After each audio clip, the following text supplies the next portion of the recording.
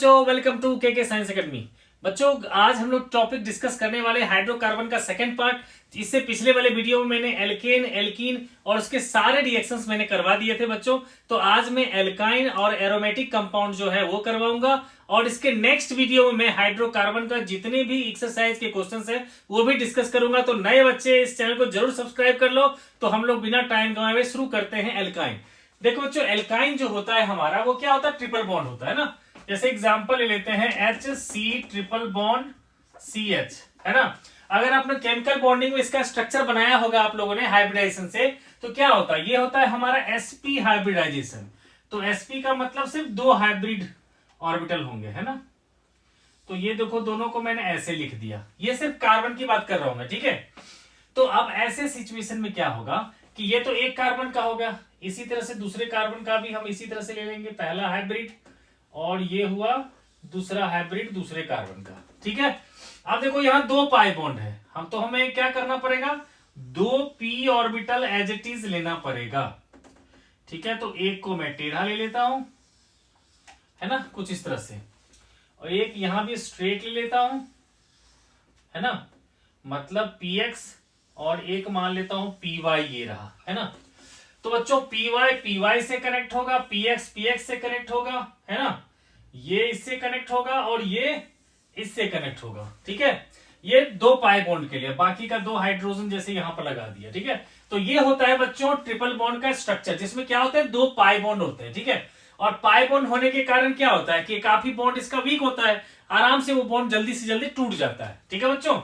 तो अब हम लोग चलते हैं बच्चे, एक एग्जांपल देते हैं आईपेक नाम का इसका, जैसे कि कहीं भी लिखा हुआ है CH3C ट्रिपल बॉन्ड CCH3, तो इसका क्या नाम होगा, 1 2 3 4, है ना। 4 हो गया मतलब ब्यूटेन होगा। तो लास्ट में हम लोग A हटा देंगे, ब्यूटेन की जगह ब्यूटाइन लगा देंगे, ठीक है। लेकिन उसमें भी नंबर देखो, फर्स्ट, सेकेंड, थर्ड, फोर्थ, है ना। तो क्या कह सकते हैं हम लोग कि सेकेंड पोजीशन पे तो लिख देंगे 2 ब्यूटाइन, बस हो गया, है ना बच्चों। तो ये हो गया बेटा जी इसका नाम, है ना। अब चलते हैं इसकी प्रिपरेशन। तो देखो बेटा, इसकी प्रिपरेशन ज्यादा मेथड नहीं दे रखा है आपके बुक में, ठीक है। तो हम लोग बच्चे स्टार्ट करते हैं, जो गिवन है मेथड। सबसे पहले है from calcium carbide, from calcium carbide, calcium carbide, है ना, जिसको हम लोग लिखते हैं बच्चों CaC2, ठीक है ना। इस पर अगर आप स्टीम डाल देते हो, स्टीम, ठीक है ना, तब जाकर के क्या होता है, स्टीम डालने से ये बन जाता है हमारा कैल्शियम हाइड्रोक्साइड और HC triple bond CH। Basically होता क्या है बच्चों, ये जो C2 होता है हमारा, C में देखो ट्रिपल बॉन्ड, है ना, और यहां नेगेटिव चार्ज, यहां नेगेटिव चार्ज, और उसको न्यूट्रलाइज करने के लिए Ca पे 2+ चार्ज होता है, ठीक है। तो ये होता है बेटा हमारा कैल्शियम कार्बाइड, है ना। तो क्या होता है इसमें, हमने जैसे स्टीम दिया तो H+ सारे के सारे आ गए इसके पास, एक H+ इसके पास चले गए, और इसके पास चला गया OH, है ना। तो बैलेंस अगर करना है तो आप इसको ये कर सकते हो, ठीक है बच्चों। तो ये हो गया पहला मेथड, हो गया प्रिपरेशन का, ठीक है ना। अब सेकंड मेथड लेंगे हम लोग फ्रॉम विकिनल डाइहैलाइड, ठीक है, फ्रॉम विकिनल डाइहैलाइड, ठीक है बच्चों। विकिनल डाइहैलाइड और जेम डाइहैलाइड जानते होगे ना, जब एक ही कार्बन पे दोनों के दोनों हैलोजन हो उसको जेम डाइहैलाइड कहते हैं। और विकिनल डाइहैलाइड कौन होता है, जब एडजेसेंट कार्बन पे हैलाइड हो, विकिनल डाइहैलाइड, है ना।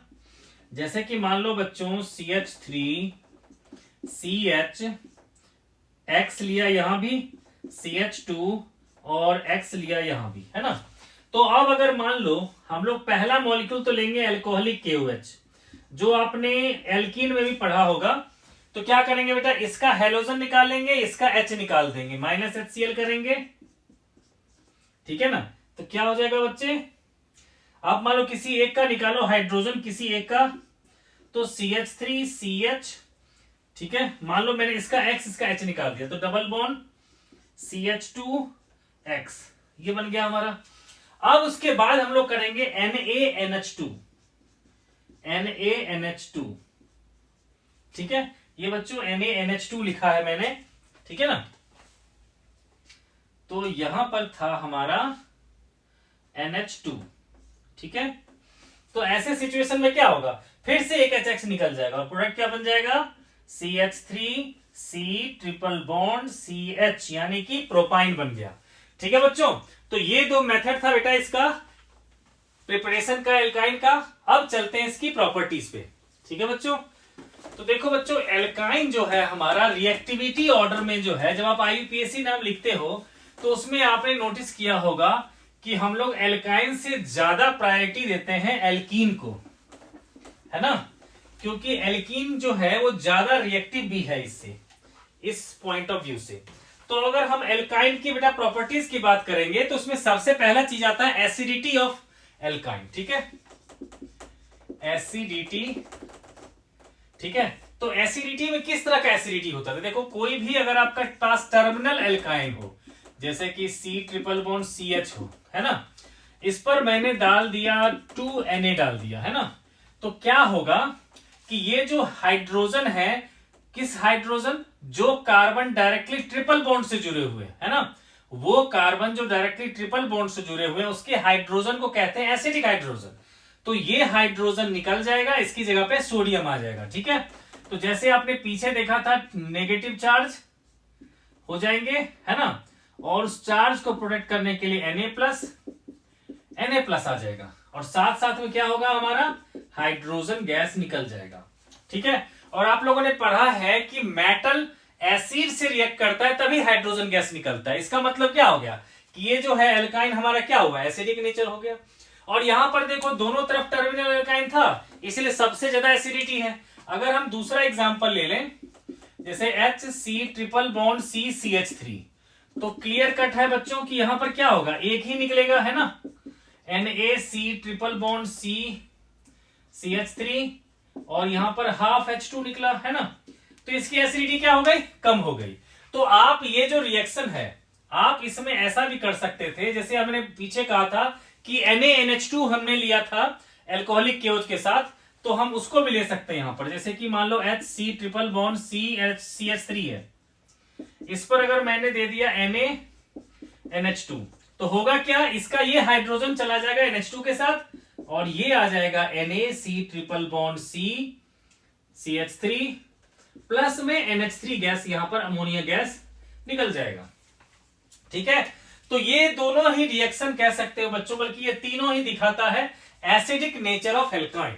ठीक है, तो ये हो गया बच्चों, इसके पास टर्मिनल एल्काइन है इसीलिए वही सब दे सकता है। ठीक है, तो ये सारे रिएक्शन कौन सा एल्काइन देगा, तो वो एल्काइन जिस कार्बन में ट्रिपल बॉन्ड से जुड़े हुए कार्बन के साथ अगर हाइड्रोजन है वो दे सकता है। ठीक है, अगर आप चौथा ले लो रिएक्शन, जैसे कि CH3C ट्रिपल बॉन्ड CCH3, है ना, इस पर अगर आप Na डालो तो नो रिएक्शन, क्योंकि इसके पास कोई भी टर्मिनल जो है ना, टर्मिनल एल्काइन ये है ही नहीं, कोई हाइड्रोजन है ही नहीं। किसके हमें किसका हाइड्रोजन चाहिए था, जो ट्रिपल बॉन्ड से जुड़ा हुआ कार्बन उसके हाइड्रोजन चाहिए थे, किसी तरफ कोई हाइड्रोजन नहीं है, इसलिए सोडियम के साथ इसका रिएक्शन नहीं होगा। ठीक है, लेकिन अगर मान लो बच्चों एसिडिटी की बात करी जाती है, एल्काइन एल्कीन एल्केन में अगर कंपेयर किया जाता है, तो जितना ज्यादा आपका जो है ना S कैरेक्टर बढ़ता जाएगा उतनी ही ज्यादा जो है एसिडिटी भी बढ़ती जाती है। ठीक है, देखो बच्चों अगर मैं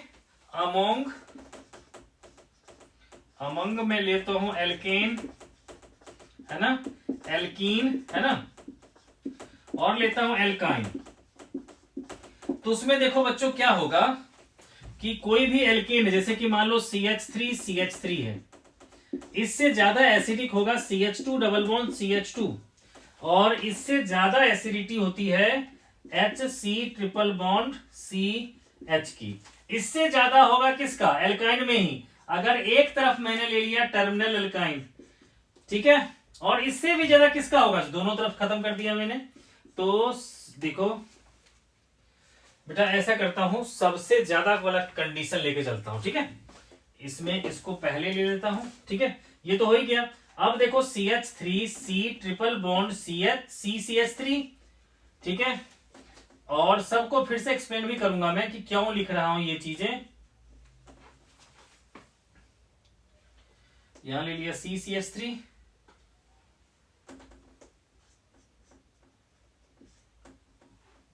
और यहां पर ले लिया मैंने HC ट्रिपल बॉन्ड CH।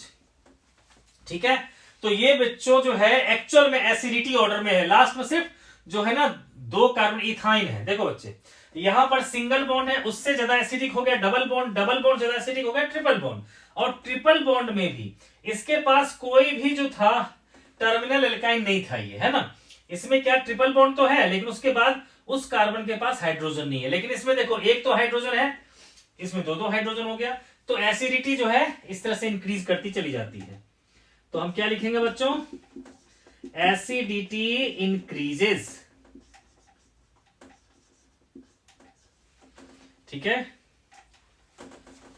ठीक है ना बच्चों। अब देखो बच्चे क्या होता है, इसकी हाइब्रिडेशन होती है sp3, इसकी होती है sp2, इसकी होती है sp। ठीक है, तो S करेक्टर इसका सिर्फ 25%, इसका 33%, इसका 50%। ठीक है, तो अगर आपसे ये ऑब्जेक्टिव पूछ देगा कि क्या S करेक्टर बढ़ने से एसिडिटी बढ़ेगी, तो कहोगे यस। ठीक है, क्लियर हो गया बच्चों। तो ये भी हम लोग कह सकते हैं। ठीक है, क्योंकि S करेक्टर बढ़ने से इलेक्ट्रोनेगेटिविटी जो होती है किसी भी एटम की वो बढ़ जाती है। ठीक है ना बच्चों, तो इसीलिए क्या होगा, ये ऑर्डर हो गया एसिडिटी का। ये तो हो गया बेटा एल्काइन की थोड़ी सी प्रॉपर्टी होगी एसिडिटी की। अब हम लोग इस रिएक्शन को यूज करते हैं बच्चे कहां पर, तो पॉलीमराइजेशन रिएक्शन में, जिसमें पॉलीमराइजेशन बेसिकली नहीं कह सकते, बस क्या है कि अगर हमें चेन की लेंथ को बढ़ानी हो तब हम इस रिएक्शन को यूज करते हैं। मतलब इस कंसेप्ट को यूज करके हम कार्बन की जो चेन है उसको बढ़ा लेते हैं। कहोगे मतलब कैसे, तो देखो बच्चों, आपके पास जो है मान लो CH3C ट्रिपल बॉन्ड CH है। ठीक है, अगर इस पर आपने सोडियम डाल दिया, ठीक है, आपको बनाना क्या है बेसिकली, मैं ये बताना चाहता हूं, आपको बनाना है CH3CCCH3। ठीक है, अगर आपको ये बनाना है, ठीक है, एक कार्बन इंक्रीज करना, तो पहले क्या करोगे, सोडियम डालो, तो क्या बन जाएगा ये CH3C, ठीक है, ट्रिपल बॉन्ड CH, है ना, ये हो गया हमारा। और देखो यहां पर सोडियम डालेंगे तो क्या हो जाएगा, सोडियम ने क्या किया, हाइड्रोजन को निकाल दिया। ओके, तो हम लिखेंगे यहां पर C पे माइनस चार्ज और Na पे प्लस चार्ज, C पे माइनस चार्ज और Na पे प्लस चार्ज। अब आपको कार्बन, जितने कार्बन बढ़ाने, यहां सिर्फ एक ही कार्बन बढ़ाना, अगर आपको 2 कार्बन यहां C2H5 लाना होता तो आप C2H5Cl डालते, लेकिन मुझे सिर्फ एक ही बढ़ाना है, तो मैं क्या करूंगा, CH3Cl डाल दूंगा इस पे। तो क्या होगा, ये Na इस Cl के साथ निकल जाएगा और CH3 इस C के साथ जुड़ जाएगा। ठीक है, तो इस तरह से क्या कर सकते हैं, हम चेन को हम और लंबा कर सकते हैं। ठीक है, तो इस रिएक्शन से। ठीक है बच्चों, तो ये तो हो गया बेटा। अब चलते हैं हम लोग इसके जो दूसरे रिएक्शन है वो है एडिशन रिएक्शन। ठीक है, तो एडिशन रिएक्शन में क्या क्या होगा, क्योंकि बच्चों देखो मैक्सिमम अनसैचुरेशन इसी के पास है, ट्रिपल बॉन्ड है। ठीक है ना, और जितना ज्यादा पाई बॉन्ड होता जाएगा उतनी ज्यादा बार हम लोग उसमें कुछ में ऐड करते चले जाएंगे। ठीक है, तो अब देखो पहला जो है हमारा लेते हैं रिडक्शन रिएक्शन। ठीक है, रिडक्शन जो काफी कॉमन भी है ना, रिडक्शन रिएक्शन जिसमें बच्चों आप लोगों ने पढ़ा होगा, एक तो एल्केन बनाने का HC ट्रिपल बॉन्ड CH है ना, इस पर अगर 2H2 डाल देते हैं हम लोग निकल के प्रेजेंस में, Pt के प्रेजेंस में, Pd के प्रेजेंस में, है ना, ये सारे मेटल है ना। तो यहां पर जो है बच्चों, इससे क्या होगा, एक H2 आएगा, एक H, एक बॉन्ड टूट गया, फिर से एक H आएगा, एक H आएगा और एक और बॉन्ड टूट गया, तो क्या होगा, CH3 सिंगल बॉन्ड CH3। लेकिन अगर आप चाहो तो पार्शियल रिडक्शन भी कर सकते हैं, जो हमने एल्कीन के प्रिपरेशन में करा था। HC ट्रिपल बॉन्ड CH है, इस पर सिंगल मॉलिक्यूल H2 डालेंगे, लेकिन मैंने उसमें कहा था हम उसमें लेते हैं लिंडलार्ज रिएजेंट, PD चारकोल या PDC लिखा जाता है, या तो चारकोल लिख सकते हो या PDC भी लिख सकते हैं, या फिर PDBaSO4 भी लिख सकते हैं। ठीक है, तो उसमें बोला था सिन एडिशन होगा, एक हाइड्रोजन इधर से आएगा, एक हाइड्रोजन इधर से आएगा, एक बॉन्ड को तोड़ देगा, तो क्या बन जाएगा, HC डबल बॉन्ड, ये तो इथीन बन गया बच्चों। ठीक है, अब दूसरा लेता हूं मैं हेलोजनेशन। हेलोजनेशन, ठीक है, तो बच्चों इसमें क्या करता है, ये भी हम रिएक्शन ले लेंगे। ठीक है, कि जैसे कि CH3 C triple bond CH है ना, इस पर अगर मैंने Br2 डाल दिया, बल्कि दो Br डाल दिया, तो ये भी ब्रोमीन वाटर को डीकलराइज कर देगा, ठीक है ना। तो बच्चों क्या होगा, एक Br आएगा तो इस पर और इस पर, एक और Br आएगा तो फिर इस पर और इस पर, तो क्या होगा, फाइनली प्रोडक्ट बन जाएगा CH3 CBr Br CBr Br और CH3, ठीक है, कुछ इस तरह से बन जाएगा, ठीक है बच्चों। अब बच्चों थर्ड लेते हैं रिएक्शन हम लोग, कि इस बार हम लोग डाल रहे हैं एडिशन ऑफ हाइड्रोजन हैलाइड, ठीक है। तो रिएक्शन क्या है हमारा, एडिशन ऑफ हाइड्रोजन हैलाइड, है ना। तो इसमें क्या होगा बच्चों, जैसे कि मान लो कहीं भी CH3 C triple bond CH है, जब भी हम लोग हाइड्रोजन हैलाइड ऐड करते हैं बच्चों, तो ध्यान रखना है, एल्कीन में क्या पढ़ा था आपने, मार्कोनी-कॉप्स रूल, और दूसरा पढ़ा था anti Markovnikov-cops rule. Anti Markovnikov में क्या था, एंड में आता था हैलाइड और बीच में आता था हाइड्रोजन, है ना। मार्कोनिक में क्या होता था, बीच में हैलाइड हमारा ऐड होता था, ठीक है। और वैसे मार्कोनिक में कहा जाता था, ठीक है, कि जिस कार्बन के पास ज्यादा हाइड्रोजन है वहां हाइड्रोजन जाएगा, और जिसके पास कम हाइड्रोजन है वहां पर हैलाइड जाएगा, ठीक है बच्चों। तो यहां भी हम लोग मार्कोनी-कॉप्स को हम लोग फॉलो करेंगे, ठीक है। वैसे देखो मार्कोनिक का रीजन मैंने बताया था आपको, कि जिस पोजीशन पे देखो कार्बन का, अगर मान लो ये हो गया 1 डिग्री पोजीशन, ये हो गया 2 डिग्री पोजीशन, तो जिस पोजीशन पे कार्बोकैटायन स्टेबल होता है वहीं पर कोई हैलाइड आयन जाता है, ठीक है। और आप लोगों ने पढ़ रखा है 1 डिग्री कार्बोकैटायन से ज्यादा स्टेबल होता है 2 डिग्री, है ना। इसलिए बच्चों यहां पर हमारा हैलाइड कहां जाएगा, इस पर, और हाइड्रोजन कहां जाएगा, इस पर, ठीक है। तो एक HX अगर डाला, ठीक है ना, अगर एक हाइड्रोजन हैलाइड डाला तो H यहां पर, X यहां पर, फिर दूसरा डाला तो फिर से H यहां पर, फिर से X यहां पर, तो इससे क्या होगा, जेम डाइहैलाइड फॉर्म होगा। क्या बनेगा बच्चों, देखो CH3 CX X CH3, ठीक है बच्चों। तो ये हो गया बच्चों हमारा इसका एडिशन रिएक्शन कुछ, ठीक है। अब इसमें हम और एडिशन रिएक्शन की रिएक्शन करते हैं जो ज्यादा इंपॉर्टेंट है, ठीक है बच्चों। तो बच्चों देख लेते हैं, और जिसमें हम लोग अब वाटर ऐड करेंगे, ठीक है, in presence of heavy metal, ठीक है। हैवी मेटल मतलब मर्क्यूरिक ऑक्साइड के प्रेजेंस में, मर्क्यूरिक सल्फेट के प्रेजेंस में, ठीक है, हम लोग वाटर ऐड करने वाले हैं, ठीक है। तो देखो बच्चों हम लोग अब करने वाले हैं addition of water, addition of water. उल्टा क्वेश्चन नंबर आप लोग खुद ही दे देना, जो सा भी नंबर था, ठीक है। अब देखो बच्चों क्या है, HC ट्रिपल बॉन्ड CH है, इस पर हम लोग क्या करते हैं बच्चों, कि 2 बार वाटर मॉलिक्यूल ऐड करते हैं, लेकिन लिखते हैं हम लोग एक ही बार हैं, ठीक है। और यहां पर डालते हैं HgSO4 H2SO4, है ना। तो देखो क्या होगा कि अभी H2O है, तो इसमें क्या है, दोनों के पास सेम हाइड्रोजन, किसी के पास H डाल दो, किसी के पास OH डाल दो, तो क्या होगा HCH, और ये रहा डबल बॉन्ड CHOH, ठीक है। अब देखो बच्चों यहां पर क्या होता है, आइसोमेराइजेशन होता है, कीटो इनोल टॉटोमेरिज्म हो जाता है, ठीक है ना बच्चों। तो कीटो इनोल टॉटोमेरिज्म में क्या होता है कि ये जो हाइड्रोजन है इसके साथ ये चला जाएगा इस कार्बन पे, 1,3 ट्रांसफर होता है, ठीक है। यहां से 1 से लेकर 3rd पे, यहां पे चला जाएगा हाइड्रोजन और यहां आ जाएगा डबल बॉन्ड, ठीक है। इसका डबल बॉन्ड यहां चला जाएगा और ये हाइड्रोजन चला जाएगा इस पर, ठीक है। तो फाइनली क्या बन जाएगा, ये बन जाएगा CH3C डबल बॉन्ड OH, ठीक है। लेकिन ठीक है ना बच्चों, इस तरह से ये रिएक्शन होता है। तो बच्चों क्या होता है कि इसको समझने के लिए आप लोग ऐसा समझ सकते हो, ठीक है। ये क्या हो गया हमारा इथेनल, ठीक है, दिस इज योर इथेनल यानी कि एसिटल्डिहाइड।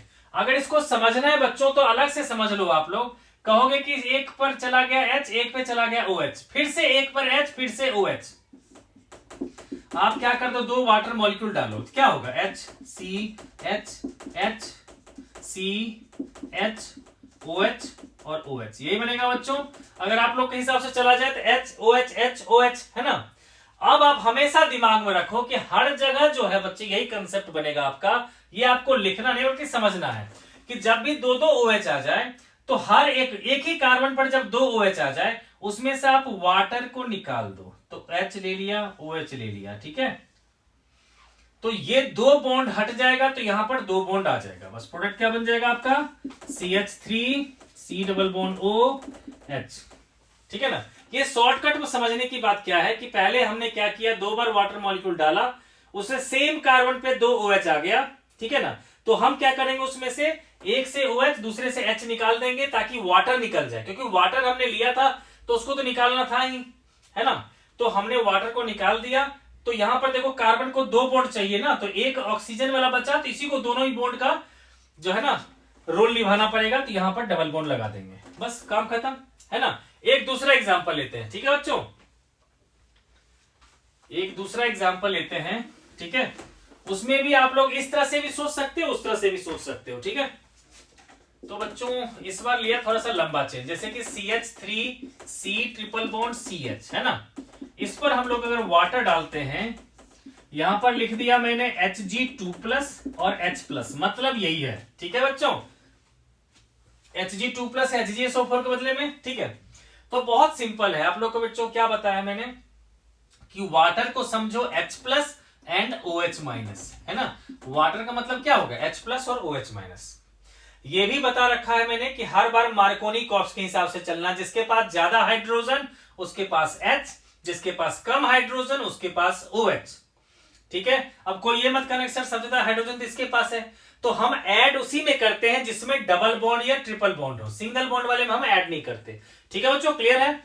तो यहां पर क्या होगा बच्चे कि एक बार मान लो H यहां आ गया, OH आ गया, तो क्या प्रोडक्ट बनेगा, CH3C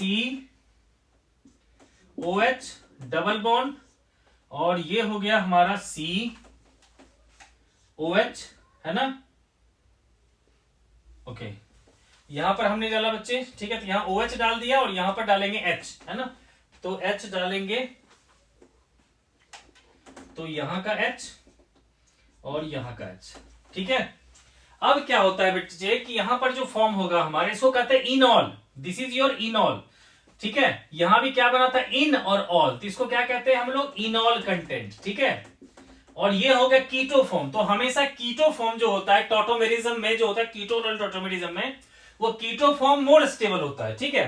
तो 1 से 3 तक में क्या होगा, ट्रांसफर होगा, तो यहां का हाइड्रोजन कहां चला जाएगा, इसके पास, और ये डबल बॉन्ड आ जाएगा यहां पर, है ना। तो आप यहां पर टॉटोमेराइज यह लिख सकते हैं, टॉटोमेरिज्म, ठीक है, टॉटोमेरिज्म लिख सकते हो, या फिर आइसोमेरिज्म लिख सकते हो, या आइसोमेराइजेशन लिख सकते हो, ठीक है, आइसोमेराइजेशन। तो क्या होगा बच्चे, इसका हाइड्रोजन इसके पास, तो प्रोडक्ट क्या बन गया हमारा, CH3C double bond O CH3, ठीक है। और एक दूसरा तरीका जो हम लोग ने अभी जब डिस्कस किया था उस तरह से चलते हैं, क्या बताया था बच्चों कि हाइड्रोजन इस पर, OH इस पे, हाइड्रोजन इस पर, OH इस पे, तो क्या बन जाएगा, आपको कहा था कि बच्चों शॉर्टकट में ये समझ लो कि हम ऐसा लिख लेंगे कि CH3C इस पर दो दो OH, है ना, और ये बन गया इस पर दो हाइड्रोजन, तो बन गया CH3, ठीक है। फिर आप लोगों ने कहा था कि सर इसमें क्या होगा कि जब एक ही कार्बन पे दो OH आता है तो वो अनस्टेबल होता है, तो हम क्या करेंगे, एक वाटर मॉलिक्यूल को निकाल देंगे हमेशा की तरह। अब इसी ऑक्सीजन को जो है इस एक और बॉन्ड की जिम्मेवारी निभानी पड़ेगी, तो फाइनली H2O निकलने के बाद क्या बन जाएगा, CH3C double bond O CH3। तो जो कीटो इनॉल टॉटोमेरिज्म की तरफ नहीं जाना चाहते वो इस तरह से सोचकर प्रोडक्ट बना लोगे, ठीक है। वो हर जगह काम आएगा बच्चों ये चीज, ठीक है। आप इसको इसी तरह समझो कि दो बार वाटर मॉलिक्यूल डालेंगे तो एक कार्बन पर जब दो OH आ जाएगा, जब भी दो OH आएगा तो अनस्टेबल होगा, H2O निकलेगा और वहां C डबल बॉन्ड O बन जाएगा, ठीक है, क्लियर है बच्चों। तो एक चीज और नोटिस करना बच्चों कि सिर्फ एल्डिहाइड जो बनता है वो इसी से बनता है, सिर्फ एल्डिहाइड, ठीक है। बाकी कोई भी लोगे आगे एल्काइल लोगे तो हमेशा कीटोन बनेगा, ठीक है बच्चों। सिर्फ ये जो एसिटिलीन है इसी से एल्डिहाइड बनेगा, पहला मॉलिक्यूल जो है उसी से एल्डिहाइड बनेगा, बाकी सबसे बन जाएगा आपका कीटोन, ठीक है बच्चों। तो ये भी हो गया हमारा, ठीक है। अब देखते हैं बेटा कि और कौन कौन से रिएक्शन इसमें है। एक तो पॉलीमराइजेशन है जिससे बेंजीन बनता है, ठीक है। इसके अलावा बुक में एक बार चेक कर लेते हैं, ठीक है, क्योंकि लास्ट टाइम जो है एक रह गया था एल्कीन का, तो मैं आपको बताता हूं एल्कीन का एक रिएक्शन मैंने जो है वो मिस हो गया था क्योंकि ध्यान नहीं रहा। देखो बच्चे, उसको रिएक्शन को मैं एक बार कर देता हूं। उसमें क्या था कि H2SO4 को ऐड करते थे तो क्या प्रोडक्ट बनता था, उसमें वो एक रिएक्शन दे रखा था। ठीक है, तो देखो बच्चों, इसको आप लोग इस तरह से समझ सकते हो। ठीक है ना, HOSO2H, ठीक है, SO2, ठीक है ना, बल्कि SO3H सोच लो। ठीक है ना, SO3, क्योंकि H2SO4 है ना। तो क्या होगा बच्चों, यहां से हमारा ये टूटेगा। ठीक है ना, तो आपको पता ही है मार्कोनिकॉफ से H चला जाएगा इसके पास और ये पूरा का पूरा ग्रुप चला जाएगा इसके पास। तो फाइनल प्रोडक्ट क्या बन जाता, CH3SO3H। ठीक है, और ये हो गया हमारा CH3। तो ये बच्चों रिएक्शन था एल्कीन का। ठीक है, तो वो एक रह गया था इसलिए मैंने इसको कर दिया। ठीक है, अब मैं वापस इसको हटा देता हूं। ठीक है, क्योंकि वो हम लोग एल्काइन पे है तो एल्काइन को करेंगे। तो एक बार मैं बुक से देख लेता हूं कि कोई अगर रिएक्शन रह रहा होगा तो। ठीक है, तो देखो बच्चे, मैंने जो है आपका प्रिपरेशन करवा दिया। ठीक है ना, एसिडिक कैरेक्टर करवा दिया, एडिशन ऑफ हाइड्रोजन हैलाइड करवा दिया, एडिशन ऑफ हेलोजन करवा दिया, एडिशन ऑफ डाइहाइड्रोजन करवा दिया, एडिशन ऑफ वाटर भी करवा दिया। ठीक है, अब बस एक ही बचा हुआ है हमारा, वो है साइक्लिक पॉलीमराइजेशन। ठीक है ना बच्चों, ये मान लेते फोर्थ रिएक्शन है तो इसको कहेंगे हम लोग साइक्लिक पॉलीमराइजेशन, जो बहुत ही ज्यादा इंपॉर्टेंट रिएक्शन है कन्वर्जन के लिए। कन्वर्जन बेटा यहां पॉलीमराइजेशन लिखा है। ठीक है, बिल्कुल कंफ्यूज मत करना, कोई भी इश्यू हो तो जरूर पूछना। ठीक है, तो बच्चों देखो क्या होता है इसमें, क्या होता है जैसे 3 मॉलिक्यूल्स लिया मैंने एसिटिलीन का, C∼CH का, तो टोटल कितने हो गए 6। तो इसको यहां पर रेड हॉट Fe ट्यूब, ठीक है ना, आयरन का ट्यूब होता है काफी गर्म, यहां लिखते हैं रेड हॉट। ठीक है ना, रेड हॉट Fe ट्यूब से जैसे इसको पास करते हैं तो क्या बन जाता है हमारा बेंजीन रिंग।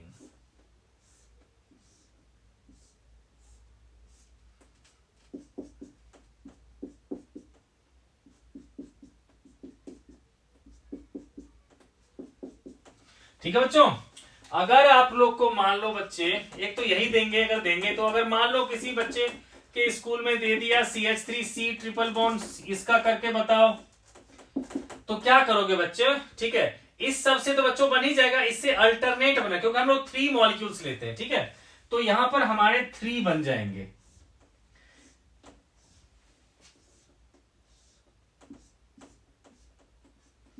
पहला CH3 यहां, दूसरा CH3 यहां आ जाएगा और तीसरा CH3 यहां आ जाएगा। ठीक है बच्चों, लगातार मत लिख देना, इसीलिए मैंने ये चीज करवाया। ठीक है बच्चों, तो अब बच्चों आप लोग को एक कन्वर्जन दे रखा है आपके बुक में, एनसीईआरटी में, कह रहा है बच्चों के साथ ये डिस्कस जरूर कर लो। ये है how will you convert ethanoic acid into benzene. ठीक है, तो आप लोग को बच्चों कन्वर्ट करना है, कन्वर्ट इथेनोइक एसिड CH3COOH से हमें बनाना है यही बेंजीन रिंग बनाना है, ये ऊपर वाला। ठीक है, यानी कि C6H6 बनाना है। तो कैसे बनाए बच्चों, ये है 2 कार्बन का और ये है 6 कार्बन का। ठीक है, तो देखो बच्चों बनाए कैसे, ये चीज हमें सोचना है। ठीक है, तो बहुत ही सिंपल है, आपको ये पता है कि बेंजीन बनाने के लिए एलिफेटिक से हमारे पास रास्ता कौन है कि 3 मॉलिक्यूल किसी तरह से अगर हमें एसिटिलीन मिल जाए तो हमारा काम हो जाएगा, है ना बच्चों। तो एसिटिलीन बनाने के लिए हमें 2 कार्बन का एल्केन चाहिए और हमारे पास है क्या, 2 कार्बन का हमारे पास एसिड है। लेकिन बच्चों एसिड से हम लोग ना तो एल्कीन पढ़े हैं बनाना, ना ही पढ़े हैं एल्काइन बनाना, बस पढ़े हैं एल्केन बनाना। ठीक है, तो हमें 2 कार्बन का हमें एल्काइन बनाना पड़ेगा, एल्केन पहले बनाना पड़ेगा 2 कार्बन का। ठीक है, तो आप लोगों ने बच्चों एल्केन में पढ़ा होगा आपने कि एसिड से हम लोग जो एल्केन बनाते हैं जैसे CH3COOH से, तो एक रिएक्शन आता है डिकार्बोक्सिलेशन, जिसमें क्या होता है 1 कार्बन कम आपका एल्केन बन जाता है। जैसे कि अगर CH3COOH पे हम लोग NaOH और CaO डाल करके हीट कर देंगे तो बनेगा मीथेन, 1 कार्बन, है ना। और दूसरा आपने पढ़ा है कॉल्वेज इलेक्ट्रोलिटिक रिएक्शन, है ना, उसको कर देंगे तो वहां पर हमें डायरेक्टली इथेन मिल जाएगा। ठीक है, तो मैं दोनों ही रिएक्शन से कर देता हूं। ठीक है, ताकि आप लोग को और ज्यादा क्लियर हो जाए। देखो जितना ज्यादा कन्वर्जन करोगे बच्चों उतना ज्यादा आपका ऑर्गेनिक रिएक्शन पे जो है कंट्रोल होगा और उतना ज्यादा इंटरेस्ट आएगा आपको ऑर्गेनिक से। नहीं तो कन्वर्जन नहीं करोगे तो ऑर्गेनिक रिएक्शन भी भूल जाओगे और ऑर्गेनिक आपको थोड़ा सा जो है परेशान फिर करने लगेगा। ठीक है, इसलिए कन्वर्जन करो।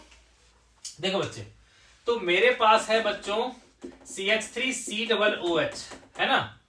अब अगर मान लो बच्चे इस पर सबसे पहले मैं क्या करता, मैं इस बार थोड़ा लंबा स्टेप लेके चलता हूं। NaOH CaO के साथ हीट कर देता, है ना, तो क्या बन जाता है बच्चों CH4। ठीक है, ये बन गया मीथेन। अब ये है एक कार्बन का, हमें तो दो कार्बन, हमारा टारगेट क्या है, हमारा टारगेट है किसी तरह से HC ट्रिपल बॉन्ड CH बन जाए ताकि उसको हम लोग Fe ट्यूब से पास करवा दें, है ना, रेड हॉट से, तो हमारा बन जाएगा बेंजीन रिंग, है ना, जो हमें चाहिए, है ना बच्चों, ये हमारा टारगेट है। तो हमें दो कार्बन का एल्काइन बनाना पड़ेगा, है ना।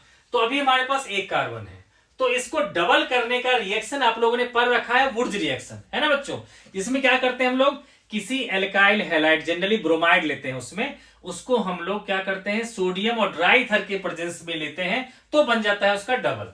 तो पहले क्या करेंगे, इस पर पहले हम लोग मान लो Br2 डाल देते हैं इसके ऊपर। ठीक है, ठीक है, हमने डाल दिया Br2 in presence of sunlight UV rays, तो क्या बन गया ये CH3Br।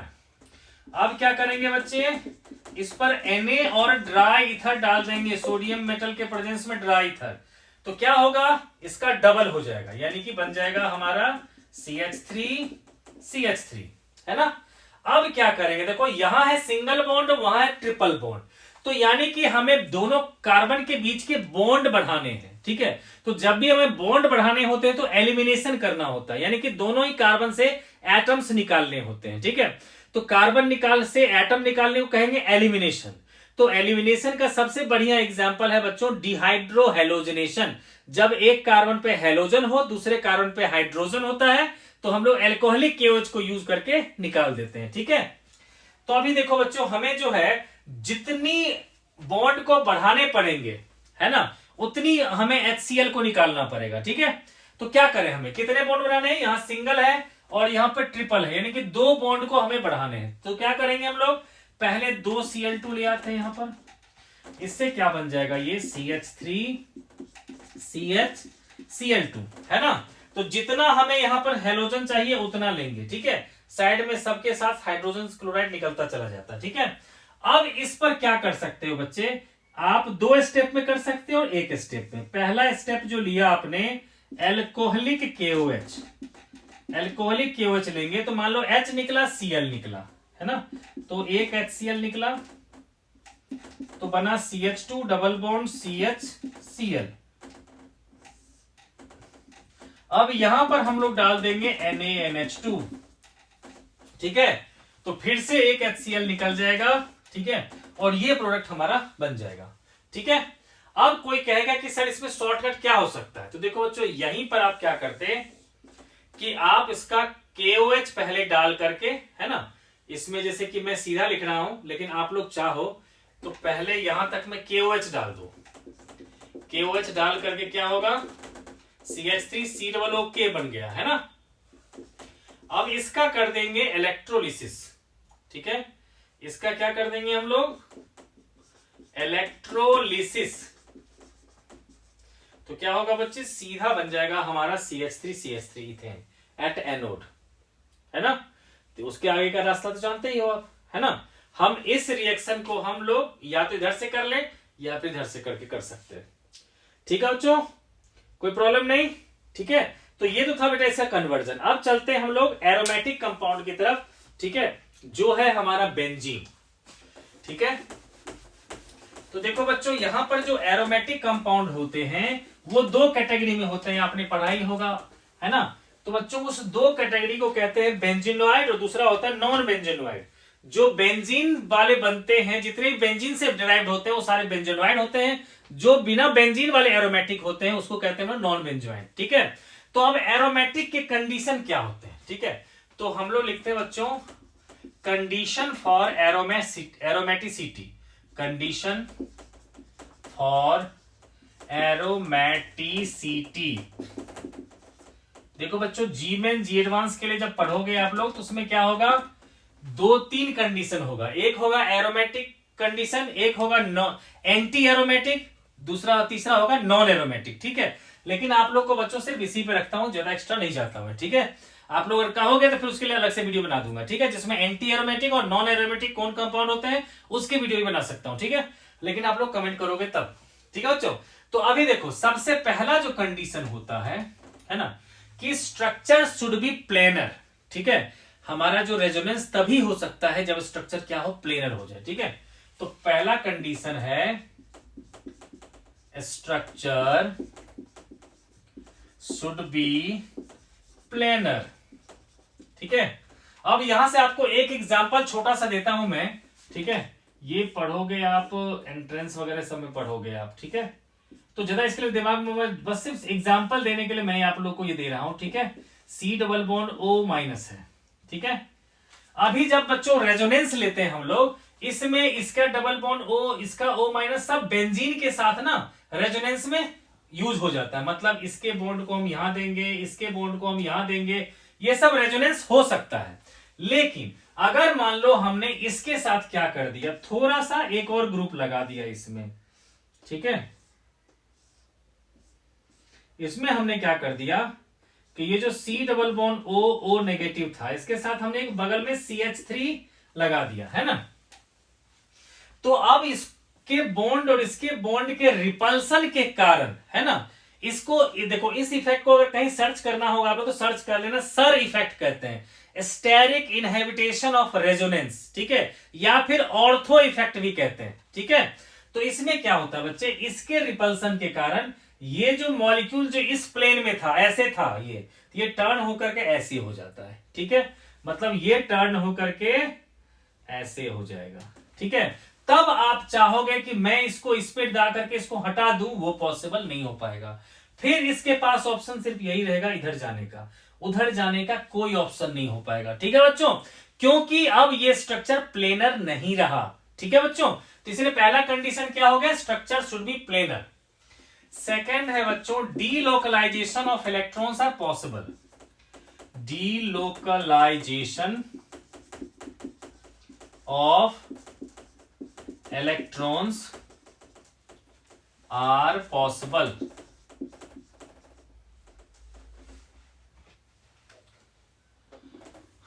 Are possible. ठीक है, अब मान लो बच्चे हमने कहीं भी कहा कि जैसे कि कोई मॉलिक्यूल ले लिया मैंने। ठीक है,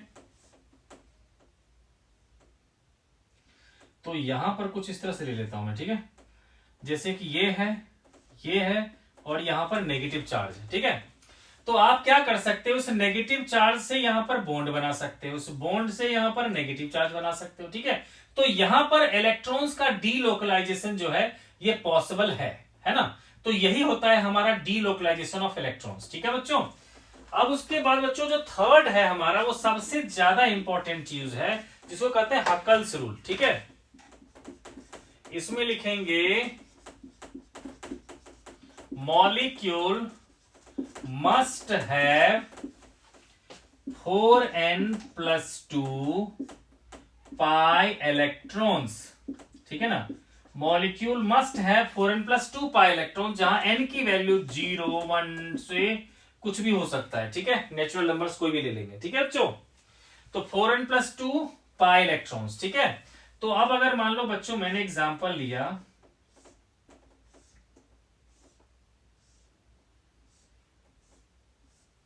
तो अभी देखो ये है बेंजीन रिंग। ठीक है, इसके पास कितने पाई इलेक्ट्रॉन्स हैं, तो देखो बच्चों जितने पाई बॉन्ड होते हैं उसका डबल होता है पाई इलेक्ट्रॉन्स। तो कितने हैं, 1 2 3 पाई बॉन्ड है, तो कितना हो जाएगा इसके पास, 6 पाई इलेक्ट्रॉन्स। अब चेक करना है कि है कि नहीं एरोमेटिक, तो यहां पर हम लोग n की वैल्यू 1 पुट कर देंगे तो क्या आ जाएगा, 4+2 6 पाई इलेक्ट्रॉन्स, यानी कि एरोमेटिक है ना। इसी तरह से अगर मान लो हमने कोई ले लिया मॉलिक्यूल, कुछ इस तरह से ले लिया,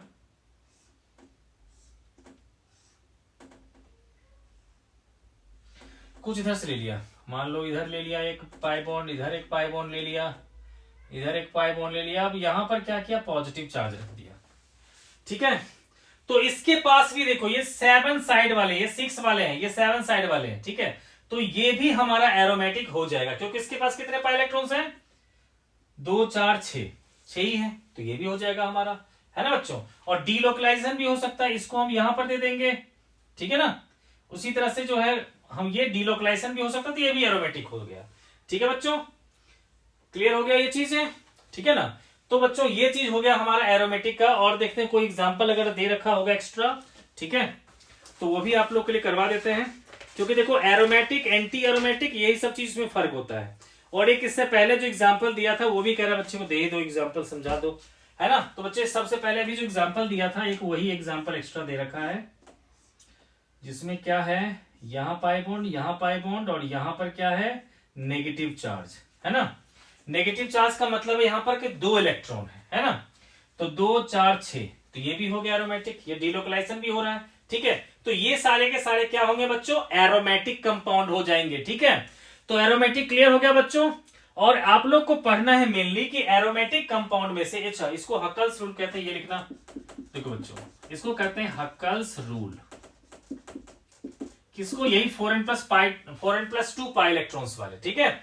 तो ये होता है बच्चों कंडीशन फॉर एरोमेटिसिटी, ठीक है। अब इस एरोमेटिसिटी के बाद बच्चों आता है हमारा कि कह रखा है कि बेंजीन के बारे में जो है थोड़ा बहुत बता दो। देखो बच्चों बेंजीन जो है ना हमारा, अगर हम उसकी स्ट्रक्चर की बात करें, है ना, तो अगर इसको मैं मिटा देता हूं, तो इसमें आप लोग को बच्चों क्या है कि 3 जो है ना, जानते हो इसकी जो स्ट्रक्चर थी, सबसे बड़ा इंटरेस्टिंग स्टोरी इसके स्ट्रक्चर के बारे में ये है कि जिन्होंने इसके स्ट्रक्चर को इन्वेंट करा है ना, वो काफी कंफ्यूज था कि क्योंकि ये तो कभी कभी डबल बॉन्ड जैसी प्रॉपर्टीज होकर है, कभी कभी जो है डबल बॉन्ड जैसी, कभी सिंगल बॉन्ड जैसी। तो वो कंफ्यूज था कि क्या कारण है और किस तरह का इसका स्ट्रक्चर हो सकता है। तो उसने सपने में देखा कि 3 सांप, उसका मुंह जो है वो कुछ इस तरह से लगा हुआ जैसा बेंजीन का भी स्ट्रक्चर है। इसी से उसको सपने में जो देखा उसने, उसी से उसने डिजाइन बनाया और चेक किया, तो सारी की सारी प्रॉपर्टी वो फुलफिल हो जाता है। और आप लोग को एक क्वेश्चन भी आएगा आप लोग को एक्सरसाइज में, ठीक है, कि बेंजीन का जो बच्चों स्ट्रक्चर होता है, वो स्ट्रक्चर जो है एक ऐसा स्ट्रक्चर है ना, जिसमें ये दोनों के बीच में डबल बॉन्ड, या फिर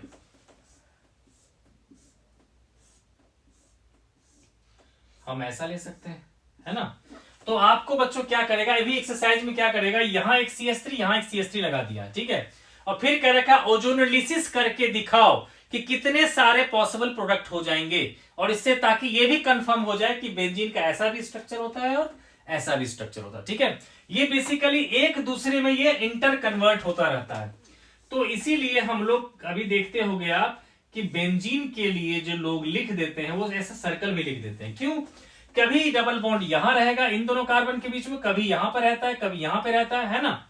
और आप लोगों ने बच्चों एक चीज और पढ़ा था पीछे कि जो ब्रोमीन वाटर है वो डिटेक्ट करता है कहीं डबल बॉन्ड या ट्रिपल बॉन्ड है या नहीं, लेकिन यहां पर ब्रोमीन वाटर काम नहीं कर पाता। क्यों, क्योंकि ये ना टिक के ना तो डबल बॉन्ड रह पाता है ना या कहीं सिंगल बॉन्ड रह पाता है, ठीक है।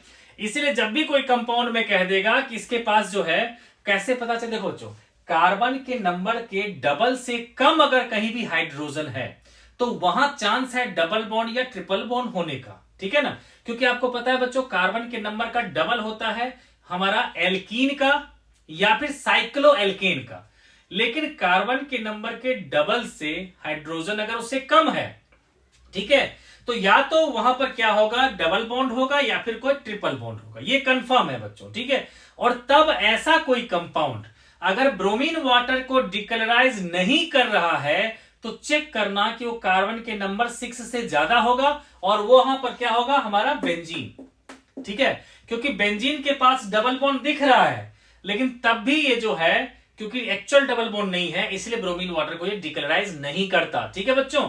तो यहां पर बच्चों यही कह रहा है कि बच्चे को बता दो कि बेंजीन का जो एक तो ये भी स्ट्रक्चर होता है, ठीक है, और जिसमें जो ये पाई बॉन्ड मान लो बच्चों यहां ले लिया मैंने, इसके बीच में ले लिया, है ना, ये इससे जुड़ा रहता है। फिर आपको इसका दिखाना है तो एक आप पाई बॉन्ड यहां दिखा दो, एक पाई बॉन्ड यहां दिखा दो कि ये दोनों पाई बॉन्ड भी जैसे यहां पर है ना, और इसके एक छोड़कर फिर से ऐसे लगाएंगे तो फिर से यहां भी दिखा दो कि यहां भी एक पाई पी एटॉमिक ऑर्बिटल और ये पी एटॉमिक ऑर्बिटल, ये इसके साथ और ये इसके साथ बना रखा है, ठीक है ना। तो ये 3 पाई बॉन्ड होता है, ठीक है। तो कहोगे इससे फिर क्या पता चला हमें?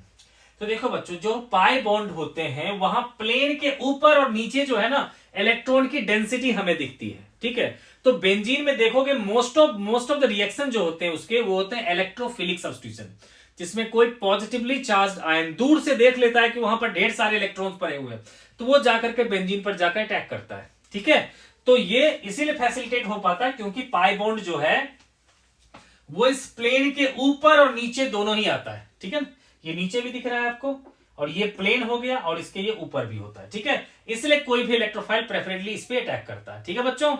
तो अब बच्चों चलते हैं इसकी हम लोग प्रिपरेशन की तरफ, ठीक है। तो बेंजीन की जो प्रिपरेशन करेंगे उसमें अभी अभी आपने एक जो है साइक्लिक पॉलीमराइजेशन ऑफ एल्काइन पढ़ा है अभी आपने, है ना। तो हम लोग बात करते हैं बच्चों प्रिपरेशन ऑफ बेंजीन, ठीक है। Preparation of benzene. देखो बच्चों, तो पहला तो भी आपने पढ़ा था साइक्लिक पॉलीमराइजेशन, है ना। साइक्लिक पॉलीमराइजेशन, है ना। Cyclic polymerization, polymerization of ethyne, है ना बच्चों। समझ में आ रहा है ये, ठीक है। अब देखो क्या होगा, इसमें हमने भी किया था ना बच्चों, तो सीधा डायरेक्ट लिख देता हूं। C ट्रिपल बॉन्ड CH है, इस पर हमने डाला था Fe ट्यूब में जो काफी गर्म था, रेड हॉट था, है ना, और बन गया था हमारा बेंजीन रिंग, ठीक है। तो दूसरा रिएक्शन जो लेते हैं बच्चे वो है हमारा फ्रॉम फिनॉल, फ्रॉम फिनॉल।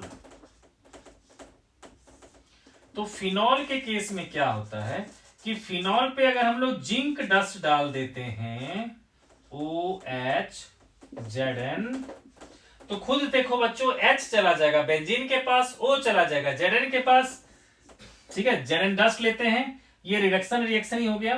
तो इससे क्या हो जाएगा, हमारा बेंजीन बन गया, ठीक है। ये एक हाइड्रोजन ऐसे दिखा देते हैं ताकि ये हाइड्रोजन पता चले यहां से आया है, और ZnO साथ में निकल जाता है, ठीक है बच्चों, क्लियर है।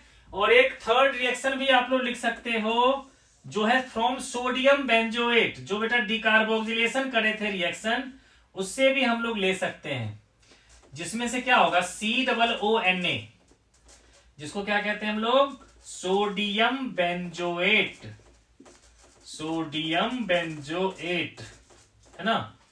इस पर डालेंगे हम लोग NaOH प्लस CaO और हीट करेंगे हमेशा की तरह, तो क्या होगा बच्चों, इससे Na2CO3 निकल जाएगा और बन जाएगा हमारा बेंजीन रिंग, ठीक है, प्लस Na2CO3। इस रिएक्शन का क्या नाम है बच्चों, डिकार्बोक्सिलेशन रिएक्शन, ठीक है। तो ये सारे मेथड थे बच्चे इसके प्रिपरेशन के, ठीक है। तो अब चलते हैं बेटा इसकी प्रॉपर्टीज, ठीक है। तो प्रॉपर्टीज मैंने क्या बताया कि देखो बेंजीन रिंग जो है उसके प्लेन के ऊपर नीचे हर तरफ जो है इलेक्ट्रॉन दूर से दिख जाता है, ठीक है। और इलेक्ट्रॉन ठहरा नेगेटिव चार्ज, तो उसको देख करके सारे के सारे इलेक्ट्रोफाइल्स जो है उसकी तरफ अट्रैक्ट हो जाता है, ठीक है। तो हम लोग देखेंगे बच्चों केमिकल प्रॉपर्टीज, ठीक है। केमिकल प्रॉपर्टीज, तो इसमें आ जाए बच्चों ये सारे के सारे इलेक्ट्रोफिलिक सब्स्टिट्यूशन रिएक्शन, ठीक है। इलेक्ट्रोफिलिक सब्स्टिट्यूशन रिएक्शन,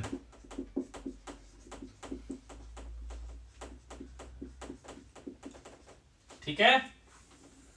तो बच्चों देखो इसमें जो है एक इलेक्ट्रोफाइल को लेकर के भी रिएक्शन दिखाया हुआ है, ठीक है। और फ्रीडल क्राफ्ट रिएक्शन का भी दिखा रखा है, सल्फोनेशन का भी दिखा रखा है, नाइट्रेशन का भी दिखा रखा है, सबका दिखा रहा है। तो मैं अलग से इलेक्ट्रोफिलिक का नहीं करवा करके इसी सब का एग्जांपल मैं आप लोगों को करवा देता हूं, ठीक है बच्चों। तो सबसे पहले लेते हैं बेटा हैलोजनेशन। तो हैलोजनेशन में आप लोगों ने कहा कि बेंजीन पे डालेंगे हम लोग क्लोरीन, बेंजीन पे डालेंगे chlorine, in presence of anhydrous AlCl3। ठीक है, ठीक है बच्चे। तो एनहाइड्रस AlCl3 क्या करता है? ठीक है, तो पहले देखिए रिएक्शन लिख लेते हैं। तो प्रोडक्ट बन जाता है बच्चे क्लोरोबेंजीन। ये प्रोडक्ट हो गया हमारा क्लोरो और बेंजीन, यानी क्लोरोबेंजीन। ठीक है, तो अब बच्चे इसका मैकेनिज्म कह रहा है, बच्चे को मैकेनिज्म भी समझा दो। ठीक है, तो देखते हैं बच्चे क्या हो सकता है इसका मैकेनिज्म में। ये जिस तरह से मैं बच्चों अभी Cl+ लूंगा, उसी तरह से वहां पर इलेक्ट्रोफिलिक के लिए E+ लिया जाता था। तो होता क्या है बच्चे कि Cl सिंगल बॉन्ड Cl है, और ये जो AlCl3 है आपको पता ही है ये ऑलरेडी भूखर है। ये क्योंकि क्या है, ये लुईस एसिड है। ये क्या होता है बच्चे? लुईस एसिड है ना, जो क्या होता है, इसके पास इलेक्ट्रॉन की कमी है। कैसे? क्योंकि देखो एल्यूमिनियम के पास कितने वैलेंस इलेक्ट्रॉन है? 3 है ना, और 3 क्लोरीन के साथ उसने बॉन्ड भी बना लिया, तब भी उसके पास कितने आए? 6। अभी भी 2 की कमी है ना। तो ये क्या करेगा, इस Cl को तोड़ देगा Cl+ और Cl- में। ठीक है, यहां पर जो एक एक इलेक्ट्रॉन का शेयर कर रखा था इस Cl ने, तो इस Cl ने क्या किया, इसका भी हिस्सा एक इलेक्ट्रॉन ले लिया। तो ये बेचारा बन गया ये Cl+ है ना, और ये Cl- चला गया उसके साथ, तो बन गया ये AlCl4 नेगेटिव आयन। ठीक है, अब इसकी भूख भी खत्म हो गई, क्योंकि इसको 2 इलेक्ट्रॉन चाहिए था, वो यहां से छीन करके इसके साथ बॉन्ड बना लिया, तो बन गया इसका, है ना। अब ये हमारा मेन जो है, ये बन गया हमारा इलेक्ट्रोफाइल। अब ये देखो घूमेगा कैसे बेंजीन रिंग पर, और कैसे अपना इफेक्ट दिखाएगा। ठीक है, इसके अटैक करते ही देखो बेंजीन किस तरह से जो है घूमने लगता है। ठीक है, तो अब देखो बच्चों, अब हम Cl+ को अटैक करवाने वाले हैं। तो जैसे बच्चों Cl+ का करेंगे, इसी तरह से फ्रीडल क्राफ्ट में हम लोग CH3 का भी कर लेंगे, नाइट्रेशन में NO2+ का भी कर लेंगे। ठीक है, तो देखो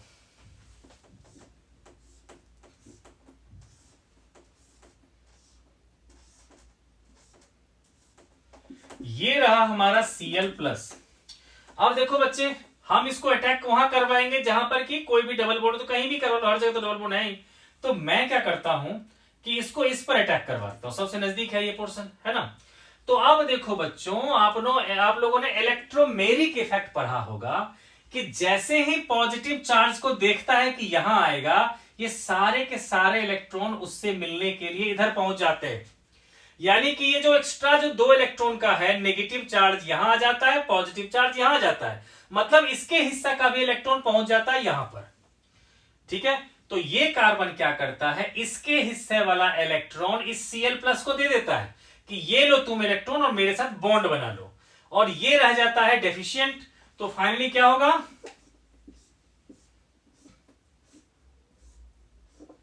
तो ये जब Cl यहां जुड़ा था, है ना, तो बच्चों ये ऐसे और ये ऐसे, तो यहां पर पॉजिटिव चार्ज था, बाकी का जो बॉन्ड जैसे था उसको हम एज इट इज रहने देते हैं। ठीक है, अब देखो क्या होगा बच्चों, देखो हर एक कार्बन पे हाइड्रोजन है, मैं लिख नहीं रहा हूं, तब भी आप लोग समझ लो बच्चों कि जैसे यहां कार्बन देखो 1 2 3 बॉन्ड है, तो एक एक्स्ट्रा होगा हाइड्रोजन, है ना। अब क्या होगा, रेजोनेंस के कारण देखो अभी घूमता रहेगा, ये जो पॉजिटिव चार्ज आ गया है इसके कारण ये अनस्टेबल हो गया, ये सोचता चलो इधर भेज देते हैं इस पॉजिटिव चार्ज को। तो अब क्या हो गया, यहां पर तो Cl है ना, और यहां आ गया डबल बॉन्ड। अब देखो ये डबल बॉन्ड इन दोनों के बीच में था, तो जब मैंने इसको यहां शिफ्ट कर दिया तो इस कार्बन के पास तो अभी भी है, लेकिन इस कार्बन का छीन गया, इसलिए ये बेचारा जो है पॉजिटिवली चार्ज लेकर के रोता रहता है। ठीक है, अब आ गया बच्चों ये। ठीक है, अब क्या करेंगे, ठीक है, कि अब से ये डबल बॉन्ड को हम लोग लेके चले जाएंगे इस पर। ठीक है, तो जैसे इस पर देंगे तो क्या होगा, फिर से इसको तो फायदा है, इसको तो कोई दिक्कत नहीं, चाहे यहां रहे, लेकिन फिर से इसको दिक्कत हो जाएगी, है ना बच्चों। तो क्या होगा, ये बॉन्ड, ये Cl, अब ये आ चुका है बच्चों यहां पर। ठीक है, तो क्या होगा, यहां पे आ गया पॉजिटिव चार्ज। ठीक है, अब क्या है कि आपको पता है बच्चों कि देखो यहां पर देखो 1 2 3 बॉन्ड है, तो एक हाइड्रोजन तो होगा। अब आप लोग बताओ, तो जब किसी कार्बन पे पॉजिटिव चार्ज होता है तो उसके जस्ट बाद वाले कार्बन के हाइड्रोजन को क्या कहते हैं? हाइपर कॉन्जुगेटिव हाइड्रोजन एटम, है ना बच्चों। तो ये जो हाइपर कॉन्जुगेटिव हाइड्रोजन एटम होता है वो होता ही है खर्च होने के लिए, ठीक है। तो आराम से हम क्या करेंगे, इसके पेयर ऑफ इलेक्ट्रॉन को हम इस कार्बन को दे देंगे, ठीक है। फिर ये दोनों आपस में बॉन्ड बना लेगा, ठीक है, और ये बेचारा H+ यहां से निकल के चला जाएगा, ठीक है बच्चों। तो मैं यहां पर लिख देता हूं फाइनल प्रोडक्ट क्या हो जाएगा हमारा, ये आ गया Cl, यहां एक बॉन्ड, यहां एक बॉन्ड और यहां एक बॉन्ड, ठीक है बच्चों। ये हो गया हमारा क्लोरीनेशन का मैकेनिज्म, ठीक है। अब देखो बच्चों, हम लोग इसी तरह से करेंगे फ्रिडल-क्राफ्ट रिएक्शन, नाइट्रेशन, सल्फोनेशन, सबका करेंगे, ठीक है। तो मैकेनिज्म में एक ही बार करूंगा, ठीक है, जैसे अभी किया बच्चों उसी तरह से कर लेंगे हम लोग, ठीक है। तो बच्चों एक बार आप लोग जो है नोट डाउन कर लेना, ठीक है। अब देखो बच्चों, मैं सेकंड लेके चल रहा हूं, मैं नाइट्रेशन का पहले करवाता हूं, ठीक है। नाइट्रेशन, इसमें क्या होता है कि हम लोग इस पे डालते हैं HNO3 in presence of H2SO4, है ना बच्चों। तो होता क्या है कि NO2 ग्रुप इस पे आके जुड़ जाता है,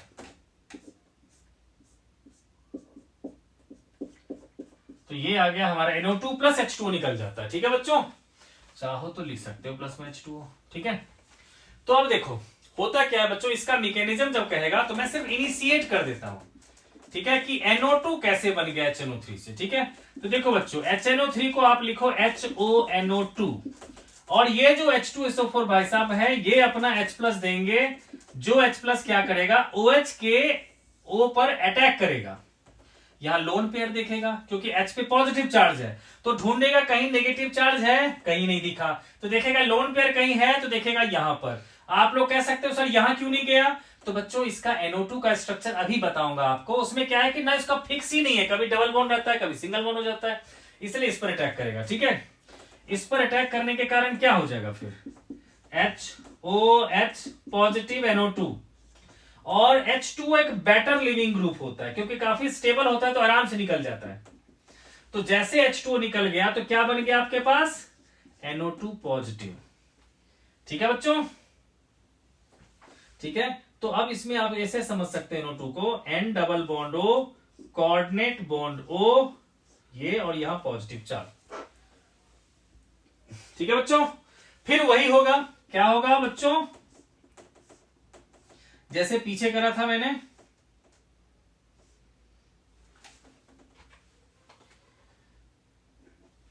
जैसे अभी अभी करा था ना मैंने, उसी तरह से मैं कराऊंगा, नहीं घबराओ मत आप लोग, है ना। तो ये NO2 प्लस क्या करेगा बच्चों, जैसे दिखेगा कि ये NO2 प्लस यहां पर आने वाले हैं इलेक्ट्रोमेरिक इफेक्ट से, इन दोनों के जो ये जो लूज दो इलेक्ट्रॉन है, दोनों के दोनों, चलो चलो चलो देखते हैं यहां पहुंच जाएंगे, ठीक है। ये सारे के सारे इलेक्ट्रॉन यहां पहुंच जाएंगे, ठीक है। तो इसका चला गया, तो जैसे यहां पर पहुंचा तो इसका वाला इलेक्ट्रॉन ये कार्बन लेकर दे देगा NO2 प्लस के नाइट्रोजन को, है ना, और ये बेचारा रह जाएगा डेफिशिएंट, है ना। तो उसके बाद क्या होता है बच्चों पता ही है आपको, तो यहां पॉजिटिव चार्ज, यहां NO2, है ना, ये और ये, है ना, आगे का बताएंगे बच्चों, है ना। फिर इसको उठा के यहां देंगे तो पॉजिटिव चार्ज यहां, इसको उठा के यहां देंगे तो पॉजिटिव चार्ज यहां, फिर इसका हाइड्रोजन हाइपर कॉन्जुगेशन से निकल जाएगा और वो बन जाएगा, ठीक है बच्चों। ये तो हो गया बच्चों नाइट्रेशन का। इसी तरह से होता है बच्चों सल्फोनेशन का भी होता है, ठीक है। तो सल्फोनेशन में क्या करेंगे बच्चों कि इस बार हम लोग डालेंगे H2SO4, ठीक है ना। इसमें क्या करेंगे, लेकिन बच्चों बुक में लिखा रहेगा आपको H2SO4 के साथ SO3, इसको देखो बच्चों हम लोग H2S2O7 भी कहते हैं, और ये होता है बेसिकली ओलियम, ठीक है ना। ये ओलियम बच्चों बनाया जाता है खास करके कि थोड़ा भी वाटर दे दो और वहां पर ढेर सारा सल्फ्यूरिक एसिड आपका बन जाएगा, ठीक है। तो आप लोग इससे कंफ्यूज मत करना कि कोई नया मॉलिक्यूल आ गया, ये बेसिकली H2SO4 के प्रिपरेशन के लिए यूज होता है। इसमें देखोगे वाटर डालोगे ना तो दो मॉलिक्यूल आपको H2SO4 मिल जाएगा, ठीक है। तो ये ओलियम के फॉर्म में लिखा रहता है। ठीक है बच्चों, तो इसमें क्या बना हमारा SO3H, इसमें आ गया हमारा SO3H। तो इसमें कैसे होता है, तो वही सब मैकेनिज्म, इसमें और थोड़ा छोटा कर देता हूं मैं, ज्यादा पूरा नहीं करूंगा मैं। इसमें बच्चे जो H2SO4 है उसको लिखते हैं HOSO3H, है ना। फिर से इसका H+ आएगा जो अटैक करेगा यहां पर लोन पेयर होने के कारण, है ना बच्चे। तो क्या हो जाएगा फिर HOH पॉजिटिव SO3H, जिसमें से आपको पता ही है कि H2O निकल जाता है और रह जाता है हमारा SO3H पॉजिटिव, है ना, SO3H पॉजिटिव, है ना, जो बेंजीन पर अटैक करेगा बच्चों, पता ही है कैसे अटैक करता है। ठीक है, ठीक है, तो ये फिर इस पर अटैक करेगा और ये यहां से जाएगा, ये सब कहानी जानते हो आप। ठीक है बच्चे, तो ये हो गया सल्फोनेशन का। ठीक है, अब बच्चों चलते हैं नेक्स्ट। देखो इसमें से एक का मैकेनिज्म गारंटेड है कि आएगा ही आएगा पेपर में आपका। ठीक है, हो सकता है कि फ्रीडल क्राफ्ट रिएक्शन का ही आ जाए। ठीक है, जो मैं अभी करवाने वाला हूं। ठीक है, तो फ्रीडल क्राफ्ट रिएक्शन बच्चों दो तरह का होता है, एक होता है एल्काइलेशन का, दूसरा होता है एल्काइलेशन का। ठीक है, तो ये है हमारा फ्रीडल क्राफ्ट रिएक्शन। ठीक है, उसमें मैंने जैसे बताया बच्चों कि क्या होता है, एल्काइलेशन और एसाइलेशन दो होता है। तो एल्काइलेशन में क्या होने वाला है देख लो।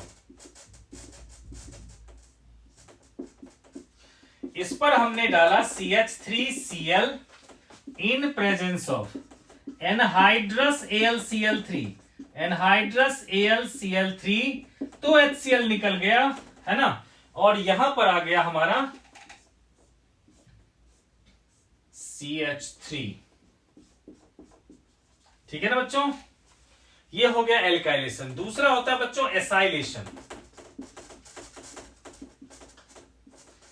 इसमें क्या करते हैं हम लोग, बेंजीन रिंग पे दिया CH3 double bond O Cl in presence of anhydrous AlCl3, COCH3 group जुड़ जाता है। इसका बहुत ही प्यारा नाम है, इसका नाम है बच्चों एसिटोफिनोन, एसिटोफिनोन कॉमन नेम इसका यूज होता है एसिटोफिनोन। और इसका कॉमन नेम क्या है बच्चों, टॉल्वीन।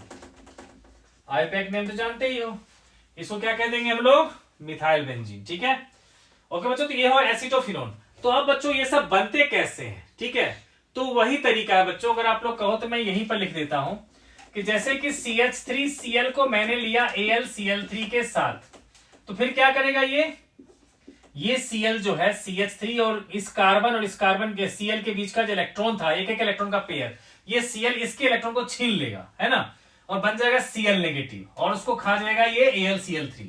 तो क्या हो जाएगा बच्चों, CH3 प्लस और AlCl4 नेगेटिव आयन, है ना। इसी तरह से अगर CH3COCl की बात करा था मैं एसाइलेशन में, तो यहां भी वही कहानी होगा, AlCl3 आएगा, Cl को खाएगा और फाइनली बन जाएगा CH3C double bond O positive plus AlCl4 negative, है ना बच्चों। और फिर आगे का कहानी पता ही है कि ये सब कोई भी आ जाए बेंजीन के पास, तो जैसे बाकी इलेक्ट्रोफिलिक सब्स्टिट्यूशन हुआ है उसी तरह से यहां भी होगा, है ना। जैसे कि CH3 प्लस के बारे में अनाउंसमेंट हुई कि आज ये यहां पहुंचने वाला है, तो ये दो के दो इलेक्ट्रॉन यहां पहुंच जाएंगे, है ना। तो यहां पॉजिटिव चार्ज और यहां नेगेटिव चार्ज, वो नेगेटिव चार्ज CH3 प्लस ने न्यूट्रलाइज कर दिया, तो फाइनली बन क्या जाता है बच्चों, यहां आ जाता है CH3 और यहां आ जाता है पॉजिटिव चार्ज। बाकी के बॉन्ड आपको दिख ही रहे होंगे। फिर आपको पता ही है क्या होगा, ये डबल बॉन्ड यहां जाएगा तो पॉजिटिव चार्ज यहां पर, फिर इस डबल बॉन्ड को यहां लाओगे तो पॉजिटिव चार्ज यहां पर, फिर यहां पर जो हाइड्रोजन है वो निकल जाएगा डबल बॉन्ड बना करके। ठीक है बच्चों, तो ये था बच्चों इसके मैकेनिज्म वाले रिएक्शन। ठीक है, अब देखते हैं बच्चे इसमें जो रिएक्शन आते हैं, ठीक है, एक दो रिएक्शंस कोई मिस ना हो जाए। इससे फ्रीडल क्राफ्ट करवा दिया बच्चों, सल्फोनेशन भी करवा दिया, हेलोजनेशन करवा दिया, नाइट्रेशन करवा दिया। ठीक है, अब है बेटा जी कि दो रिएक्शन है, एक तो मैकेनिज्म है, एक वही है कि अगर बेंजीन पे हमने 6Cl2 डाल दिया, ठीक है ना, तो क्या होगा, है ना। एक रिएक्शन है बेटा अलग से दे रखा है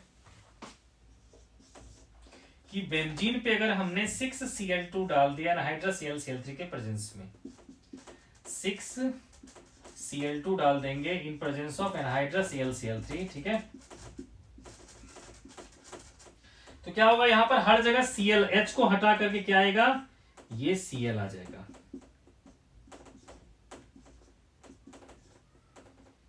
ये सब थोड़े से लेस इंपॉर्टेंट रिएक्शन है, ठीक है, ठीक है बच्चे। तो इसमें हम लोग जो है ये रिएक्शन ले सकते हैं, साथ साथ में डार्क और कोल्ड भी लिखा रहता है, डार्क और कोल्ड, ओके। देखो बच्चे, इससे ज्यादा इंपॉर्टेंट है BHC, जो लास्ट में भी आएगा रिएक्शन, ठीक है। तो ये हो गया। अब है एडिशन रिएक्शन है हमारा, और वही BHC का फॉर्मेशन है, ठीक है बच्चों, ठीक है। तो उसको खत्म करके चलते हैं बच्चों आगे। इसके बाद बच्चों सबसे ज्यादा इंपॉर्टेंट चीज वो आएगा डायरेक्टिव इन्फ्लुएंस, जिसमें आता है ऑर्थो पैरा डायरेक्टिंग, ठीक है, plus are effect minus R effect का जो एक्सटेंडेड फॉर्म कह सकते हो आप, है ना। तो इससे रिलेटेड ढेर सारा क्वेश्चन आपके एक्सरसाइज में आएगा, वो है डायरेक्टिव इन्फ्लुएंस वाले टॉपिक, तो उसको करेंगे हम लोग अभी, ठीक है। अभी क्या है बच्चे कि रिडक्शन रिएक्शन है, मान लो जो भी 5th था हमारा, ठीक है ना। इसमें क्या होगा कि बेंजीन पर अगर हमने 3H2 डाल दिया, तो हाइड्रोजन डालते हैं जनरल, निकल Pt Pd के प्रेजेंस में डालते हैं हाई टेम्परेचर पे, ठीक है। तो क्या होगा, ये सारा का सारा रिड्यूस हो जाएगा। इसमें क्या होता है ना बच्चे कि एक मॉलिक्यूल जैसे ही ये यहां पर एक मॉलिक्यूल टूटता है फटाफट, जो है ना, यानी कि पहला अटैक करने, पहला जो रिएक्शन है, पहला डबल बॉन्ड खत्म होने का रिएक्शन जो है काफी टाइम लेता है, लेकिन जब एक बार हो जाता है, तो एक बार शुरू हो जाता है तुरंत के तुरंत ये तीनों के तीनों खत्म हो जाते हैं, ठीक है। क्यों, देखो बच्चों, यहां भी हाइड्रोजन है, यहां भी हाइड्रोजन, यहां भी हाइड्रोजन, यहां भी हाइड्रोजन, सब के सब क्या हो गया, हाइड्रोजन हाइड्रोजन,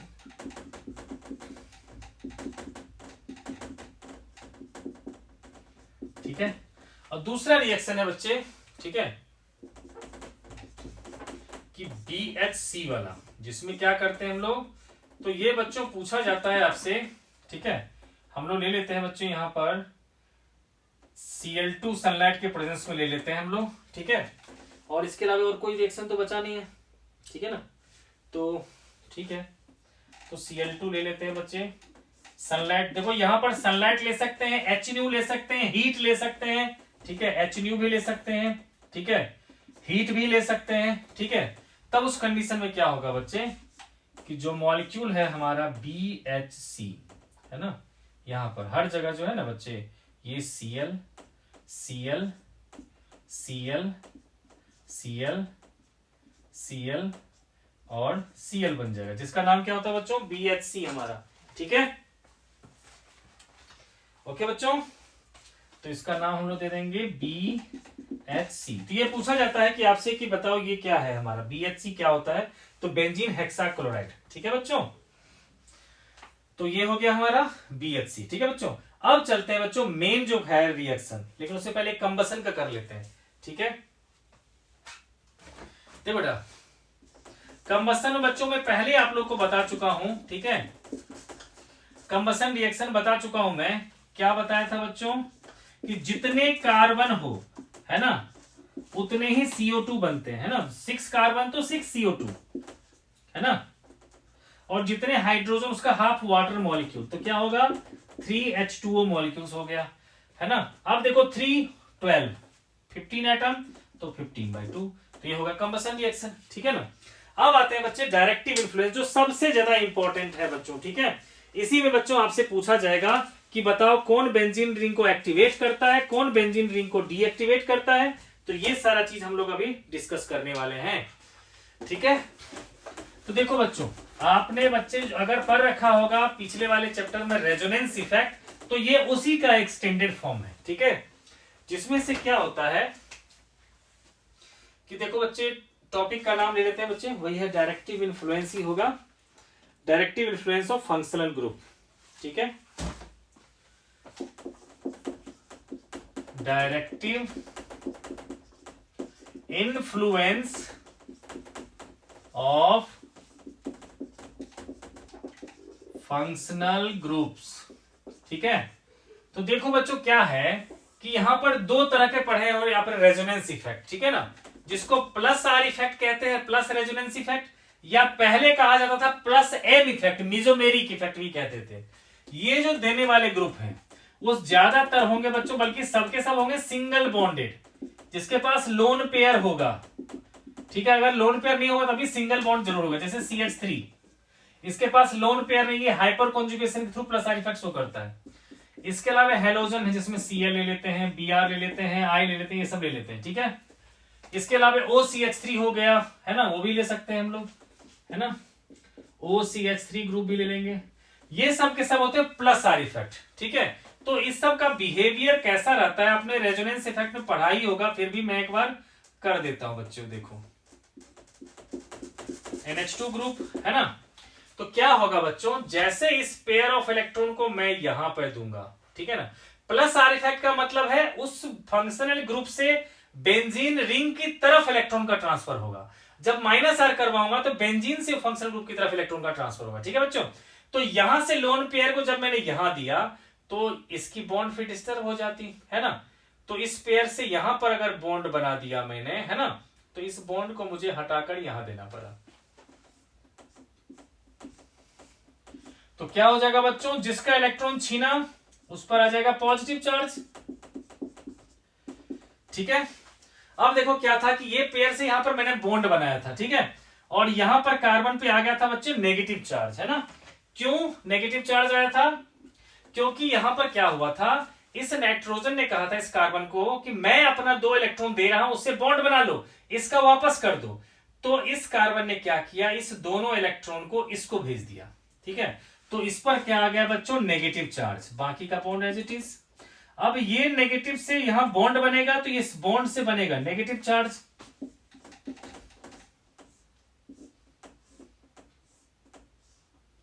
ठीक है, यहां बन गया नेगेटिव, यहां बना बॉन्ड, यहां बना बॉन्ड, यहां बना हमारा NH2 पॉजिटिव। ठीक है बच्चे, अब देखो क्या होगा, फिर से नेगेटिव से बनेगा बॉन्ड, तो बॉन्ड से बनेगा नेगेटिव। ये आ गया बच्चे डबल बॉन्ड, डबल बॉन्ड, ठीक है, negative charge, double bond, NH2 positive, है ना।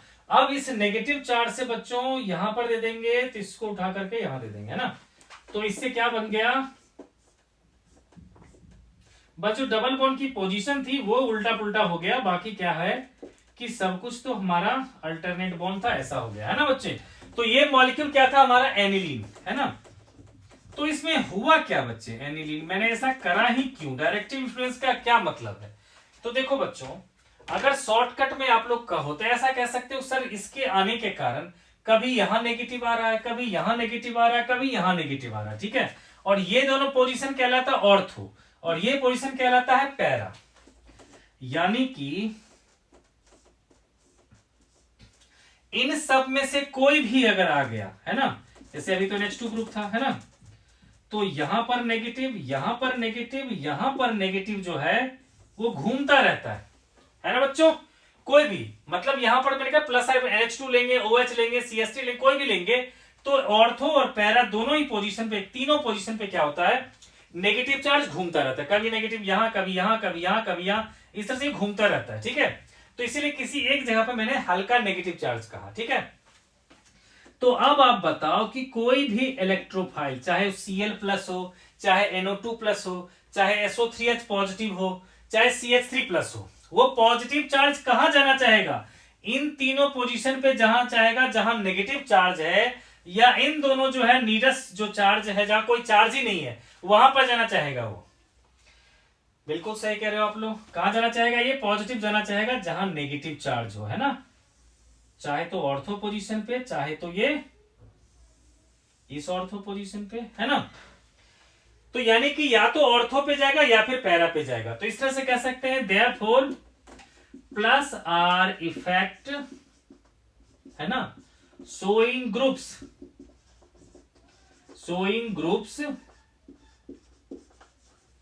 Are ortho para directing, ortho comma para directing, ortho para directing in nature. ठीक है, पहली बात तो ये कह दिया आपने, है ना। दूसरी बात बच्चे क्या है कि एक बार इलेक्ट्रोफाइल जो है वो बेंजीन रिंग के पास आया, है ना। बेंजीन रिंग के पास बच्चों 3 पाई बॉन्ड देख करके ये सारे के सारे इलेक्ट्रोफाइल आए। ठीक है, तो अब बताओ, ये सोचा कि वहां पर तो ढेर सारा इलेक्ट्रॉन दिख रहा तो होगा ही होगा, है ना। तो अब ये बताओ, ये पाई बॉन्ड भी है और इन तीनों जगहों पर नेगेटिव चार्ज भी है, तो अब उस इलेक्ट्रोफाइल को आना और आसान हो जाएगा या मुश्किल हो जाएगा? तो बिल्कुल सही करो, और आसान हो जाएगा, क्योंकि ये पॉजिटिव चार्ज जो है क्या होगा कि इन तीनों जगहों पर देखेगा नेगेटिव चार्ज कंपैरेटिवली ज्यादा है। हर जगह इलेक्ट्रॉन तो है ही डबल बॉन्ड के कारण, लेकिन साथ साथ नेगेटिव चार्ज जो है और आ गया। इसीलिए हम लोग कह सकते हैं कि प्लस आर ने बेंजीन रिंग को और ज्यादा एक्टिवेट कर दिया फॉर इलेक्ट्रोफिलिक सब्स्टिट्यूशन, यानी कि जल्दी जल्दी हो जाए रिएक्शन। तो कह सकते हैं हम लोग कि प्लस आर इफेक्ट, देखो बच्चे थोड़ा सा आप लोग अगर कुछ क्लियर ना हो ये चीजें, वर्ड्स तो मैं बोल रहा हूं उससे लिख लेना। Plus are effect activates the benzene ring, activates, ठीक है, the benzene ring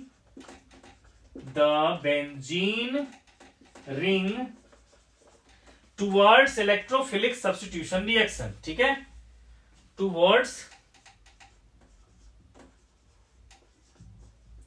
electrophilic substitution reaction, electrophilic, ठीक है, सब्स्टिट्यूशन रिएक्शन। ठीक है, सब्स्टिट्यूशन रिएक्शन। ठीक है बच्चे, यानी कि प्लस आर इफेक्ट वाले ग्रुप आकर के बेंजीन रिंग को एक्टिवेट कर दिए ताकि ज्यादा से ज्यादा इलेक्ट्रोफिलिक सब्स्टिट्यूशन रिएक्शन होगा। ठीक है बच्चे, अब बच्चों चलते हैं हम लोग माइनस आर इफेक्ट क्या क्या करता है इसे। तो बेटा प्लस आर में इस सब के हो सकते थे, ये जो रेजोनेटिंग स्ट्रक्चर है वो सबका सब शो कर सकता है। ठीक है, तो अब मैं चलता हूं बच्चों माइनस आर की तरफ, जिस माइनस आर को पहले माइनस एम कहते थे, जो मेसोमेरिक इफेक्ट होता था। ठीक है, तो जो क्या होगा बच्चों, जिस तरह से प्लस आर ने एक्टिवेट किया है तो माइनस आर क्या करता होगा, डीएक्टिवेट कर देता होगा, है ना। तो देखते हैं माइनस आर इफेक्ट किस तरह से काम करता है। ठीक है, minus R effect showing groups कौन कौन से हैं। तो देखो जी, इसका समझने का सीधा सीधा तरीका है, बुक में दे तो नहीं रखा, लेकिन आप कैसे समझ सकते हो कि जिस भी मॉलिक्यूल या ग्रुप के पास डबल बॉन्ड या ट्रिपल बॉन्ड है वो सब सोचो माइनस आर इफेक्ट शो करेगा। ठीक है, जैसे कि हमने ले लिया मान लो NO2 ग्रुप, है ना, CHO ग्रुप, है ना, C triple bond N group, C double OH group, है ना, ये सब के सब क्या है, COCl ग्रुप, CO ग्रुप, जो भी है सब के सब क्या है। ठीक है, तो कह सकते हैं हम लोग कि अब इस सब के लेकर के दिखाते हैं बेटा जी आपका रेजोनेटिंग स्ट्रक्चर्स कैसे काम करता है ये। तो इसमें से बेटा ले लिया मैंने ये। ठीक है, अब देखो बच्चों, आप लोगों ने अभी थोड़ी देर पहले बताया था कि सर जो प्लस आर इफेक्ट है उसमें उस ग्रुप से इलेक्ट्रॉन का ट्रांसफर होता था बेंजीन की तरफ। अब ये माइनस आर है तो क्या होगा, बेंजीन से उसकी तरफ ट्रांसफर होगा। तो अब ये क्या करेगा कि ये कार्बन कहेगा कि ले लो मेरा वाला बॉन्ड ले लो और इस ऑक्सीजन को इसका इलेक्ट्रॉन वापस कर दो।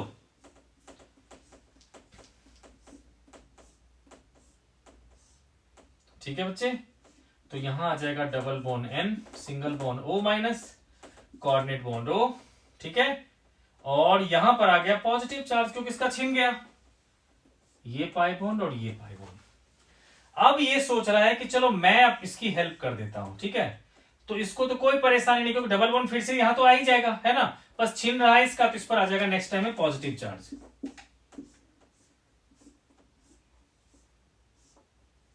तो यहां आ गया पॉजिटिव चार्ज, यहां डबल बॉन्ड, यहां डबल बॉन्ड, यहां डबल बॉन्ड, यहां double bond, single bond O minus, coordinate bond O।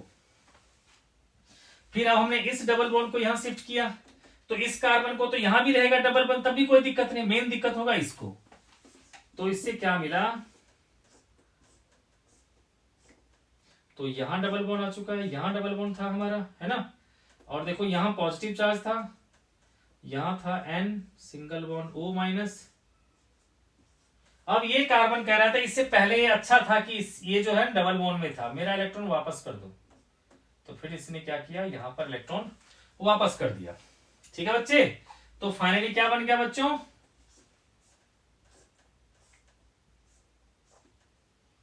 यहां यहां यहां single bond N, double bond O, coordinate bond O. तो इस तरह से हमारा बन गया नाइट्रोबेंजीन। ठीक है, तो अब आप लोग बच्चों इसमें नोटिस करो कि पॉजिटिव चार्ज कभी ऑर्थो पे आ रहा है, कभी पैरा पे आ रहा है, फिर कभी ऑर्थो पे आ रहा है ना।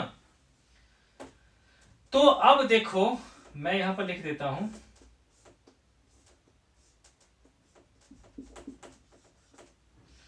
तो देखो बच्चों इस पर तो ढेर सारा पॉजिटिव चार्ज ही आ गया।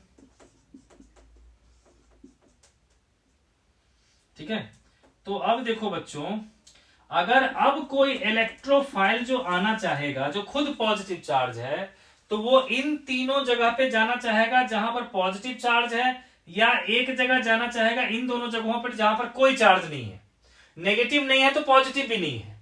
ठीक है, तो बिल्कुल सही कह रहे हो, कहां जाना चाहेगा ये, इन दोनों पोजीशन पे जाना चाहेगा, जिस दोनों पोजीशन क्या कहते हैं, मेटा पोजीशन कहते हैं ना बच्चों। तो या तो यहां अटैक करना चाहेगा या फिर वो यहां अटैक करना चाहेगा, है ना बच्चे। तो क्या हो जाएगा ये मेटा, तो लिख सकते हैं हम लोग hence they are meta directive. ठीक है ना, पहली बात लिखेंगे कि minus R effect showing groups, है ना, groups are meta directive, meta directive, यानी कि ये जो ग्रुप अगर पहले आ जाएंगे तो आने वाले किसी ग्रुप को कहां भेजेंगे, मेटा पे। ठीक है, अब उसका एक एग्जांपल बताऊंगा मैं। ठीक है, दूसरा देखो बच्चों, इन लोगों ने क्या किया, ये इलेक्ट्रोफाइल जो था वहां पर ढेर सारा इलेक्ट्रॉन देख करके दूर से आया था, इन लोगों ने क्या किया, इतना पॉजिटिव चार्ज ले आया कि अभी लोग पछता रहा है कि क्यों आया मैं यहां पर, है ना। यानी कि इसने क्या कर दिया कि जो भी बेंजीन की एक्टिविटी थी उसको भी क्या कर दिया, कम कर दिया। तो हम कह सकते हैं कि माइनस आर इफेक्ट डीएक्टिवेट, है ना, deactivate the benzene ring for electrophilic substitution reaction, electrophilic substitution reaction. ठीक है, तो ये हो इलेक्ट्रोफिलिक सब्स्टिट्यूशन रिएक्शन। ठीक है बच्चे, तो ये क्या करता है, बेंजीन रिंग को डीएक्टिवेट कर देता है। ठीक है, तो आपसे बच्चों पूछा जाता है कि कौन एक्टिवेट करता है, कौन डीएक्टिवेट करता है। ठीक है, तो अब बच्चों पहले मैं क्या कर रहा हूं कि आपको ये जो है इफेक्ट मेटा डायरेक्टिव होता है, ऑर्थो पैराडायरेक्टिव होता है, इसका बच्चों एक दो एग्जांपल मैं करवा देता हूं, फिर चलेंगे इसके आगे वाले टॉपिक में। ठीक है, कि कैसे पता चल रहा है यहां पर कि ये जो है ऑर्थो पैराडायरेक्टिव है और ये जो है मेटा डायरेक्टिव है। ठीक है, तो बच्चों उसके लिए मैं सोचता हूं कि एक जो है आप लोग का एनसीईआरटी का जो है बैक एक्सरसाइज से एक कन्वर्जन का क्वेश्चन उठाता हूं, है ना, और वही आप लोग को बता देता हूं। वैसे मैंने सोच रखा है आप लोग की हेल्प के लिए कि इसकी एक्सरसाइज का भी जो मैं एक वीडियो बना दूंगा, लेकिन उसके लिए आप लोग कमेंट करोगे तब। ठीक है, तो देखो बच्चों इसमें क्वेश्चन है 9.13, क्वेश्चन नंबर बेटा एक्सरसाइज का 9.13, एक्सरसाइज बैक एक्सरसाइज का 9.13। उसमें क्वेश्चन है how will you convert benzene into para nitrobromo benzene. आपको बच्चों बनाना है बेंजीन से पैरा नाइट्रोब्रोमो बेंजीन, हम लोग को बनाना है बच्चे। पैरा नाइट्रो मतलब पैरा पोजीशन पे हम क्या करेंगे, नाइट्रो, और फर्स्ट पोजीशन पे ब्रोमो। ठीक है ना बच्चे, तो ये हो गया हमारा पैरा नाइट्रो ब्रोमो बेंजीन। ठीक है, तो अब देखो बच्चों आप लोग को खुद सोचना है कि बेंजीन रिंग है, इस पर हम Br और NO2 हम लाएंगे, तो पहले किसको लाएं। ठीक है, अगर कोई बच्चा मान लो ऐसे लिख लेता तो भी गलत नहीं होता। ठीक है ना, अगर इसको कोई बच्चा ऐसे लिख लेता कि यहां लिख देता NO2 और यहां लिख देता Br, तब भी कुछ भी गलत नहीं होता। ठीक है, क्यों बच्चों? क्योंकि देखो साइक्लिक में कोई फर्स्ट और लास्ट नहीं होता, ठीक है, जहां से खड़ा हो जाता है लाइन वहीं से शुरू हो जाता है, ठीक है, तो ये बात होती है, ठीक है बच्चों। तो अब देखो हमें कि पहले हम Br को लेके आए या पहले हम NO2 को लेके आए, पहले आप लोग दिमाग में आएगा, ठीक है। तो उसके लिए देखो बच्चे कि यहां पर क्या लिखा हुआ है, तो ये लिखा हुआ पैरा, ठीक है, यानी कि पैरा वाले पोजीशन पे जाना है ना। तो पैरा वाले पोजीशन पे जाने के लिए कौन कहेगा कि पैरा वाले पोजीशन पे चले जाओ? तो जो ऑर्थो पैरा डायरेक्टिंग हो, है ना। और ऑर्थो पैरा डायरेक्टिंग ग्रुप कौन सा होता है? जो प्लस आर इफेक्ट वाले ग्रुप होते हैं। यहां देखो ये है प्लस आर इफेक्ट वाला ग्रुप और ये है माइनस आर इफेक्ट वाला ग्रुप। अगर इसको पहले लाओगे तो आने वाले किसी भी ग्रुप को अगर ऑर्थो और पैरा पे भेजना है तो भेज देगा, चले जाओ ऑर्थो पे, चले जाओ पैरा पे, है ना। लेकिन अगर इसको पहले लेके आओगे तो आने वाले ग्रुप को कहां भेज देगा? वो मेटा पोजीशन पे। तो हमें कहां पे चाहिए? पैरा पोजीशन पे। तो क्या करेंगे? पहले Br को लेके आएंगे, तो यहां डाल देंगे Br2, है ना। यहां पर डाल दिया FeBr3 डाल दिया, है ना। इससे मान लो बन गया हमारा Br, ठीक है। अब ये बच्चे बन गया Br हमारा। फिर क्या करेंगे? HNO3 H2SO4 डालेंगे, HNO3 प्लस H2SO4, ठीक है ना बच्चों। तो क्या होगा? पैरा पोजीशन पे चला जाएगा हमारा, ठीक है। ये Br तो था ही, यहां पर चला जाएगा NO2, जो हमें चाहिए मिल जाएगा, ठीक है बच्चे। अब इसी में बच्चे एक लेते हैं हम लोग कि मेटा नाइट्रोक्लोरोबेंजीन। इसमें कह रखा है कि बेंजीन से आपको बनाना है मेटा नाइट्रोक्लोरोबेंजीन, ठीक है, मेटा नाइट्रोक्लोरोबेंजीन, ठीक है। तो देखो बच्चों यहां पर देख लो, अब हमारे पास फिर से दो ग्रुप है, ये प्लस आर इफेक्ट वाला ग्रुप है, ये माइनस आर इफेक्ट वाला ग्रुप है। कहो सर कैसे? देखो ये सिंगल बॉन्ड बना रहा है, इस समय मल्टीपल बॉन्ड होते हैं। तो अब देखो हमें क्या चाहिए? Meta nitro chlorobenzene. तो बच्चों क्लियर हो रहा है कि हमें कौन सा ग्रुप को पहले लाना है? तो कहोगे सर यहां पर लाना हमें मेटा पे लाना है पोजीशन, तो मेटा पे जो भेज सकता है उसी को लाएंगे पहले। तो पहले किसको लाएंगे इस बार? NO2 को। तो पहले हम लोग इसमें क्या करेंगे? HNO3 H2SO4 डाल देंगे, तो बन जाएगा हमारा NO2 ग्रुप आ गया, ठीक है ना बच्चों। और फिर इस पर हम लोग क्या करेंगे? Cl2 डालेंगे, है ना, इन प्रेजेंस ऑफ AlCl3, जो आप लोगों ने पीछे पढ़ा है। तो क्या हो जाएगा हमारा? ये प्रोडक्ट बन गया, है ना बच्चों। तो पहले हम लोग क्या लाए? NO2, क्योंकि लाने वाला सेकंड प्रोडक्ट कहां भेजना हमें? इसके रिस्पेक्ट मेटा पोजीशन पे, ठीक है। मेटा कौन सा पोजीशन होता है बच्चों? थर्ड या फिफ्थ। इसके रिस्पेक्ट देखो 1 2 3, ठीक है, या तो यहां या यहां रहता, ठीक है, तो भी हमारा मेटा ही होता, ठीक है बच्चे। तो क्लियर हो गया। अब बच्चों आप लोग का अगर कमेंट आ गया, ठीक है, तो फिर मैं इसकी एक्सरसाइज भी करवा दूंगा आप लोग के लिए, ठीक है। तो बच्चों इसके अलावा जो बचा हो इस चैप्टर में वो देख लेता हूं, कुछ अगर बचा रह गया है तो बस इसमें है बेटा कार्सिनोजेनिसिटी होता है और टॉक्सिसिटी। तो ये बच्चों क्या होता है? कैंसर कॉजिंग जो कंपाउंड होते हैं उसको कहते हैं कार्सिनोजिन कहते हैं, ठीक है। क्या होता है जनरली? देखो बेंजीन या फिर ऐसा कोई कंपाउंड जिसके पास ऑलरेडी बेंजीन के 2 रिंग या 3 रिंग पहले से ही हो, वो सब आपस में मिक्स हो करके जो कंपाउंड बनाते हैं, ठीक है, वो सब कैंसर कॉज करते हैं। जनरली जो टोबैको वगैरह होता है उसमें अगर टोबैको हो गया या फिर कार्बन डाइऑक्साइड का जो कार्बन मोनोऑक्साइड जहां पर होता है, ठीक है, तो ये सब जो है क्या करता है कि अगर इनकम्प्लीट कंबसन इसका होता है, अगर बेंजीन का भी इनकम्प्लीट कंबसन होता है, ठीक है, तो ऐसे सिचुएशन में क्या होता है कि वो कैंसर कॉज कर सकता है, इसलिए इसको कार्सिनोजेनिक कहते हैं, ठीक है। इसे लिखा था कि तंबाकू जो है ना स्वास्थ्य के लिए हानिकारक है, इससे कैंसर होता है, ठीक है। तो वो तंबाकू में क्या रहता है बच्चों? बेंजीन के मल्टी मॉलिक्यूल्स होते हैं उसके, ठीक है। तो यही होता है बच्चों कैंसर कॉजिंग, को कहते हैं कार्सिनोजेनिक, ठीक है बच्चों। तो देखो बच्चों इस टॉपिक को फिलहाल मैं भी यहां पर खत्म कर रहा हूं। जो बच्चे नए हैं इस तो बच्चों इस चैनल को सब्सक्राइब कर लो, ठीक है। और आप लोग अगर बच्चों कमेंट करोगे तो आपको एक्सरसाइज के क्वेश्चन भी करवा दूंगा, एंटी एरोमेटिक और नॉन एरोमेटिक भी करवा दूंगा। तो बच्चों मिलते हैं आपसे नेक्स्ट वीडियो में। Thanks for watching.